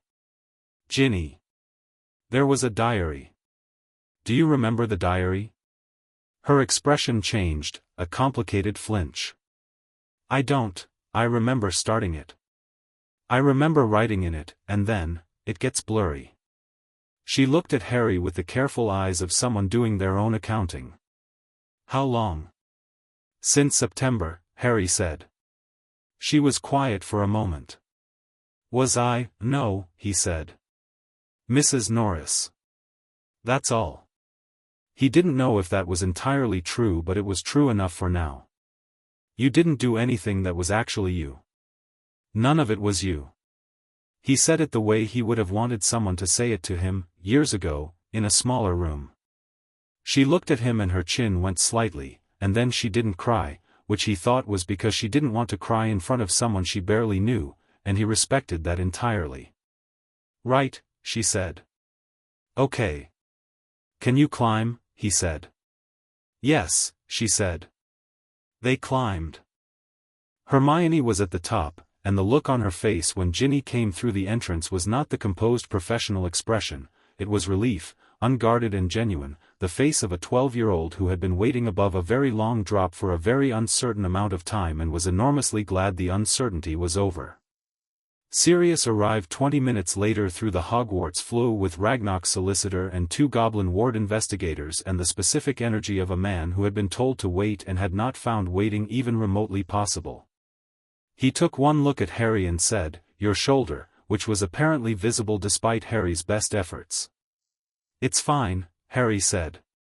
"It's not fine, you're holding it wrong," Sirius said, and the irritation in his voice was entirely affectionate and Harry recognized it as such. "I'll see Madame Pomfrey," Harry said. "Now," Sirius said. "After," Harry said. "I need to speak to the headmaster first. And Ginny needs the healer before I do." Sirius looked at him. Then at Ginny, who was sitting on the bathroom floor with Hermione beside her and a blanket that Neville had produced from somewhere around his person. Neville always had something useful about him, it was one of Harry's favorite things about him. Sirius made the calculation. "Both of you to Pomfrey," he said. "I'll go ahead to Dumbledore's office." Harry started to object. "I was a marauder," Sirius said. "I know how to get into Dumbledore's office. Go and get your shoulder looked at." He pointed. The pointing had authority. Harry went. The Wizengamot session was in January. Harry had filed the documentation through Ragnarok the morning after the chamber, detailed, precise, with the ward investigators' confirmation of the diary's nature and the containment vessel's contents and the full chain of custody for everything connected to the incident. He'd filed it at the same time as a separate document that Crest had been drafting since October, a formal complaint under the ancient compact naming Lucius Malfoy as the agent responsible for introducing a class A dark object into Hogwarts with the intent of targeting a minor. He had the evidence. The investigators had traced the diary's magical signature, cross-referenced it with known Malfoy holdings, and identified a handwriting charm in the cover inscription that matched Lucius's documented signature from an entirely separate legal document Gringotts held. It was not circumstantial. It was not thin. It was the kind of evidence that made lawyers go quiet. The session was full. Fuller than the Black hearing, which had been full. Word had reached enough people, through the careful, deliberate channels Harry had been building for 2 years, that Lord Potter had contained a second piece of Voldemort and was bringing a formal complaint against a sitting Wizengamot member, and the wizarding world had responded by showing up. Harry sat on the Wizengamot floor for the first time. Not the gallery. The floor. He was 12 and technically not of age for formal sitting, and the chief warlock had raised this procedural point that morning, and Harry had cited 3 separate compact law provisions that established the right of a lord of ancient houses to sit in cases originating from those houses regardless of age, and the chief warlock had reviewed them with an expression of increasing respect and ruled in Harry's favor. He sat in the Lord's block, in the 12 seats that were now his, and 11 of them were empty around him and one was his, and the weight of all 12 of them was present anyway. Lucius Malfoy sat across the chamber. He was composed. He was always composed. But there was something in him today. Harry had been watching Lucius Malfoy for over a year and he knew the tells by now, the small adjustments, that spoke of a man who had looked at the evidence and understood the shape of his situation with the same intelligence he brought to everything else, and had concluded that intelligence alone was not going to be enough. Harry presented the case. He didn't perform it. He didn't need to. He laid it out with the clean economy of someone who has learned from Crest and Ragnarok in 2 years of watching how actual legal and political power moves, not theatrically, not through display, but through the precise application of documented fact in the correct order to the correct audience. The diary. Its nature. Its origin. Its chain of possession. The magical signature evidence. The inscription evidence. The targeting of Ginny Weasley, a minor, a child from a family that had no knowledge of the object's nature. The Chamber of Secrets. The Basilisk. Mrs. Norris. He presented all of it in 31 minutes. The chamber was very quiet. Lucius's legal team argued for an hour. They were excellent, Harry would give them that. They attacked the chain of evidence, the signature analysis, the investigative methodology. They raised the question of whether Goblin investigative findings were admissible under current Wisengamot rules, which was a genuinely clever move. There was a long-standing ambiguity in the charter about evidence collected by non-ministry investigators. Crest had anticipated this. Crest had written a 40-page brief on this specific question that referenced 12 precedents and had been ready since November. He presented it in 15 minutes. The admissibility question died quietly. Lucius Malfoy looked at Harry across the chamber. Harry looked back. In Lucius's expression there was something Harry hadn't expected to see, not defeat, not fear. Something closer to a specific kind of clarity, the clarity that comes when a man who has always had options finally reaches the edge of them and has to look at what's actually in front of him. It lasted only a moment. Then Lucius looked at his legal team and said something quiet to the one on his left. The legal team stopped arguing. Lucius stood. The chamber went fully quiet, the kind of quiet that has texture. The evidence is accurate, Lucius said. His voice was even. He said it the way he said everything, with complete command of his own register. He didn't look at his lawyers, who had gone very still beside him. He looked at the chamber. I introduced the diary into Hogwarts, he said. I was aware of its general nature as a preserved artifact from Voldemort's, from He Who Must Not Be Named's personal collection. I was not fully aware of its capacity for possession, nor of its intent to open the chamber. He paused. I believed it would cause significant disruption to Hogwarts and discredit Albus Dumbledore's administration. I did not intend the specific harm that resulted. The chamber processed this. Harry looked at Lucius and thought about intent and consequence and the specific brand of self-deception that comes from being very intelligent and very wrong simultaneously. Lucius had not intended Ginny Weasley to nearly lose herself to a fragment of Voldemort. He had intended a political maneuver. The distinction mattered legally. It didn't make what happened to Ginny smaller. He thought about what Lucius had said about Draco, fewer certainties, more questions, and he thought about the gap between who Lucius was and who Lucius might have been, and he thought about whether that gap was anyone's job to bridge. Not his, particularly. But not meaningless, either. The Wisengamot found Lucius Malfoy guilty of reckless endangerment of a minor, illegal possession of a Class A dark object, and introduction of said object into a protected institution.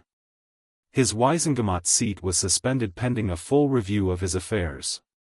His ministry access was revoked. He retained his freedom, the sentencing board could not establish the intent required for imprisonment, and Harry, when asked for a recommendation, gave one word: proportionate, but the Malfoy family's political position contracted overnight in ways that would take years to fully assess. Harry watched Lucius leave the chamber with 2 ministry representatives at his back, and Draco's face in the gallery above. Draco had been there, had insisted on being there, and Harry had not tried to talk him out of it, and thought that this was the specific kind of complexity that didn't resolve cleanly and wasn't supposed to. He went to find Dumbledore after. The headmaster's office was the same as it had always been, the movers and breathings, the half-moon spectacles, Fawkes on his perch sounding a single low note as Harry came in. Dumbledore looked at him across the desk, and Harry pulled the chair out and sat down, and they looked at each other. "We said a partnership," Harry said. "We did," Dumbledore said. "I need to know everything you know about the remaining Horcruxes," Harry said. "Not a portion. Not the parts you've decided I'm ready for. Everything you currently know or suspect, given to me directly and without the intermediate steps of waiting until I'm older." He looked at Dumbledore. "I'm 12. I'm Lord of 12 ancient houses. I've contained 2 pieces of Voldemort. I've conducted a full Wizengamot prosecution. I pulled a girl back from the edge of losing herself entirely." He paused. "I understand if you need time to prepare the information properly. I don't need it tonight. But I need it fully, and soon." Dumbledore was quiet for a long moment. "You are," he said, "not what I planned for." "No," Harry said.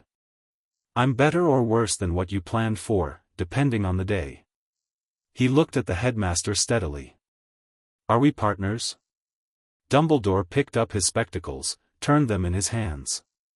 He looked at Fawkes, who looked back with ancient, warm, and entirely unhelpful eyes. He looked at Harry. "We are partners," he said.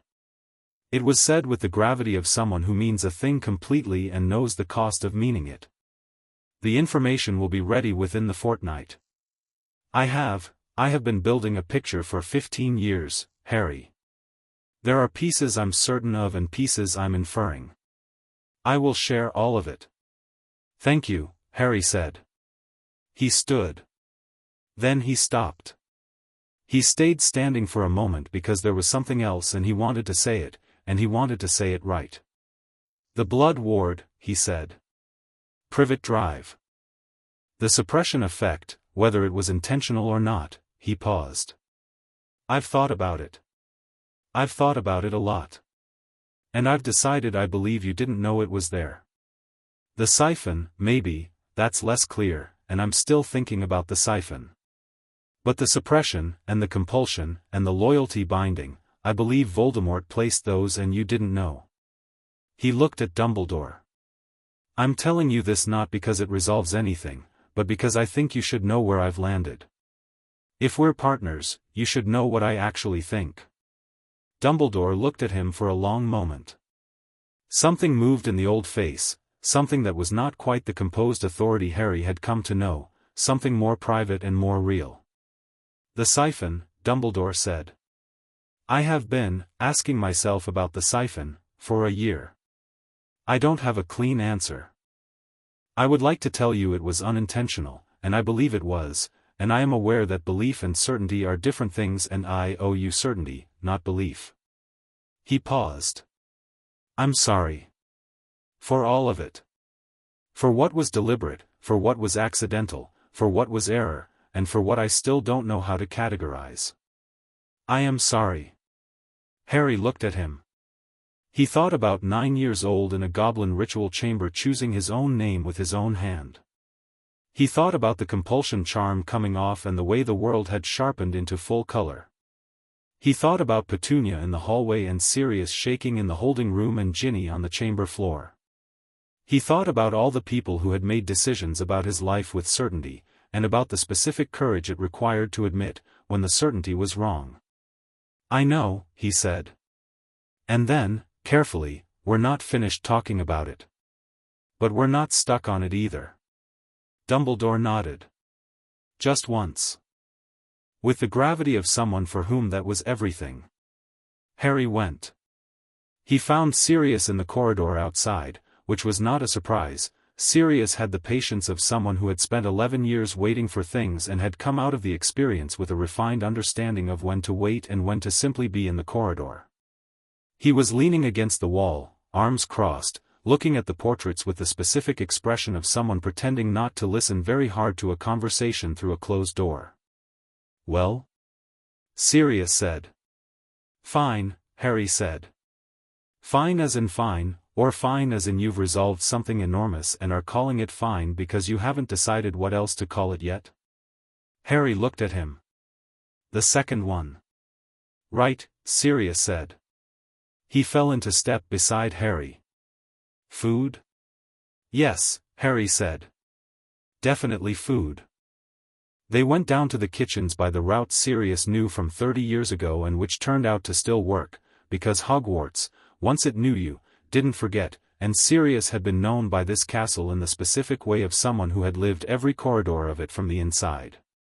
They ate in the kitchens while the house elves worked around them with the organized industry of a workforce entirely unimpressed by visitors, and Sirius told a story about the third time he and James had broken into the kitchens that was mostly true, Harry suspected, and extremely funny, and Harry ate and listened and felt something that was not the strategic calm of the accounts chamber or the cold focus of the Chamber of Secrets but something warmer and more ordinary.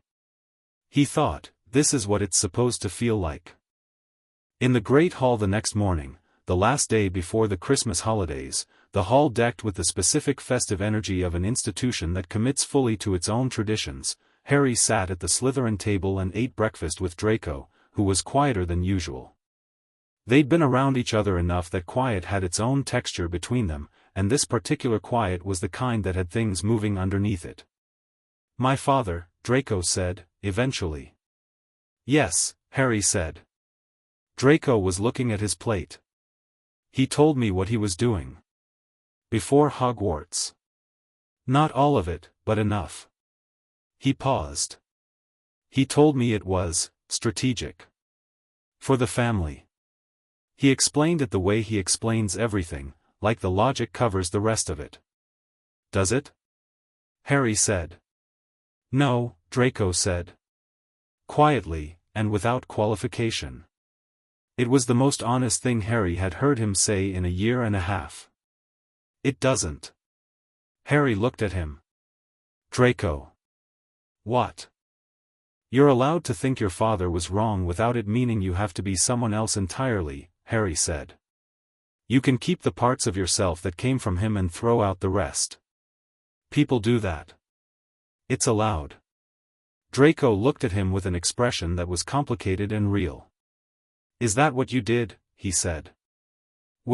He didn't finish, because the parallel was obvious enough. The parents who had been taken, the people who had made decisions, the process of deciding what to keep and what to leave. "I'm still doing it," Harry said. "It's not a one-time thing." Draco nodded. He picked up his fork. He ate. After a moment he said, in the studiously casual tone of someone not quite changing the subject, "I want to come back next year." "To Hogwarts?" Harry said. "To," Draco gestured between them, awkwardly, with his fork. "This. Whatever this is. You lot." Harry considered this. He thought about the conversation Draco needed, and the person Draco was, and the person he might become with enough friction from the right direction. "You're already part of it," Harry said. Draco looked at him. Then he looked away. "Right," he said, in a tone that tried very hard to be casual and landed somewhere close to relieved instead. Hermione materialized from the Gryffindor table at the end of breakfast with her bag already on and a look that meant she had things to report. "Neville wants to say something before the train," she said. "Also, I've been doing some reading on Horcrux destruction methods and I have a theory I want to walk you through." "Of course you do," Harry said, standing. "It's a good theory," she said. "I know," he said. Neville was in the entrance hall, standing with his grandmother, a formidable woman in an extraordinary hat who looked at Harry with the assessing attention of someone who has been told about him and is forming her own opinion rapidly. Neville was in the process of not quite interrupting her introduction to deliver his news. "Gran," Neville said. "I wanted to tell Harry, I was thinking, over Christmas, I'd like to study more seriously. The herbology, but also the broader curriculum. I talked to Professor Sprout about apprenticeship possibilities and she mentioned that Crest. I'll give you Crest's address," Harry said immediately. Neville blinked. "Just like that?" "Crest is excellent and you have the right mind for his approach," Harry said. "He'll like you. Tell him I sent you." He looked at Augusta Longbottom, who was watching this exchange with an expression that had moved from assessment to something more interesting. "Lady Longbottom," he said. "The House Longbottom treaty renewal is 37 years away. I want you to know I intend to honor it fully." Augusta Longbottom looked at him for a long, considered moment. Then she inclined her head with the formal precision of someone who does formality well because they respect it. "Lord Potter," she said. "I believe we will get along." "I think so too," Harry said. The Hogwarts Express was leaving at 11. Harry stood on platform 9 3/4 with 20 minutes to spare and Archimedes on his arm. The owl had taken an extremely strong dislike to his cage and had been demonstrating this through a campaign of passive resistance since September, and Sirius beside him and Hermione already on the train, visible through the window with a book open on her lap that she was reading while also watching the platform, because Hermione Granger could do both. Sirius put a hand on Harry's shoulder, the good one. They stood for a moment. "I have a house," Sirius said. "I mean, I have Grimmauld Place. Which is terrible. But it's a house." "It has good bones," Harry said. "It has excellent bones and catastrophic furnishings," Sirius said. "The point is, it's there. When you come back at Christmas, it's there." He paused. "I'm working on making it better." Creature is cooperating under protest. Creature cooperates when he's respected, Harry said. "I'm learning that," Sirius said. He looked at the train. "Is there anything you need before you go in?" Harry thought about it. Not the list. The list was long and in good order and was going to be worked through methodically over the coming months. The Horcrux information from Dumbledore. Hermione's destruction method theory. The ongoing Pettigrew tracker, who had narrowed the West Country location further through October. The diary containment, which added to the picture of what Voldemort had made of himself. Crest's Wisengamot reform proposals that Harry had been reviewing. The political fallout of Lucius's trial, which was going to redistribute power in several directions that needed watching. All of that was going to happen. All of it was moving. He looked at Sirius. "No," he said. "I have everything I need." Sirius looked at him. The complicated expression was back, the one that contained too many things to name, that lived in the territory of people who love someone and are not quite sure what to do with the size of it. "Go on, then," Sirius said. "And write. Actually write. Not just secure channel tactical updates." "I'll write," Harry said. "Real letters. About things that are not Horcruxes." "Some of the letters will be about Horcruxes," Harry said. "Some," Sirius said. "Fine. But also," he gestured vaguely at the world in general. "The other things." Harry picked up his trunk. He whistled to Archimedes, who stepped onto the cage handle with the deliberate dignity of someone making a point, and Harry put them on the train and found the compartment where Hermione was and Neville arrived 2 minutes later and they moved and settled and the train began to build toward its departure with the building energy of a large machine remembering what it's for.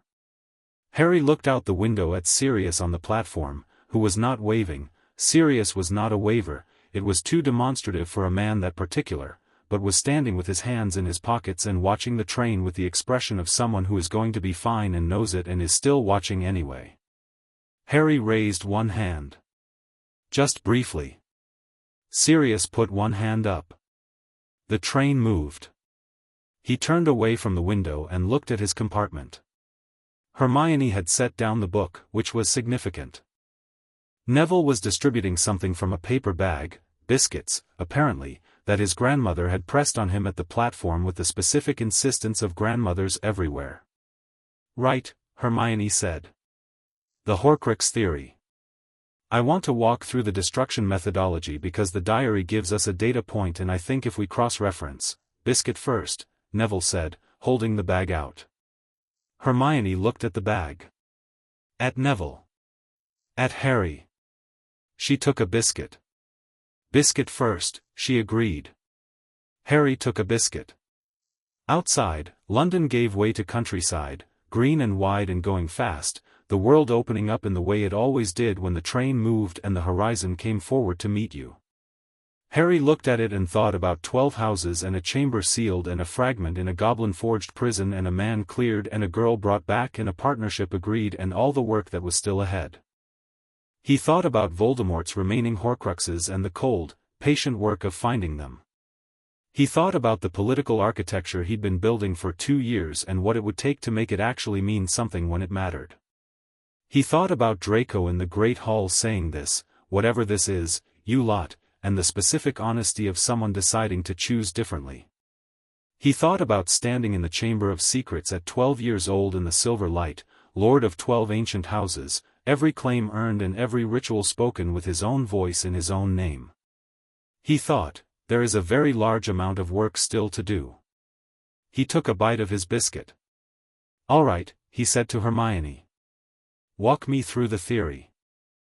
And she did, and outside the countryside moved, and Neville listened and occasionally asked the questions that turned out to be the right ones, and Harry Potter, age 12, Lord of 12 ancient houses, the boy who had been summoned by goblins and left as something considerably more than he'd arrived, sat in a train compartment eating biscuits and planning the rest of it with the people he'd chosen, and thought that this, right here, was also one of the things the work was for.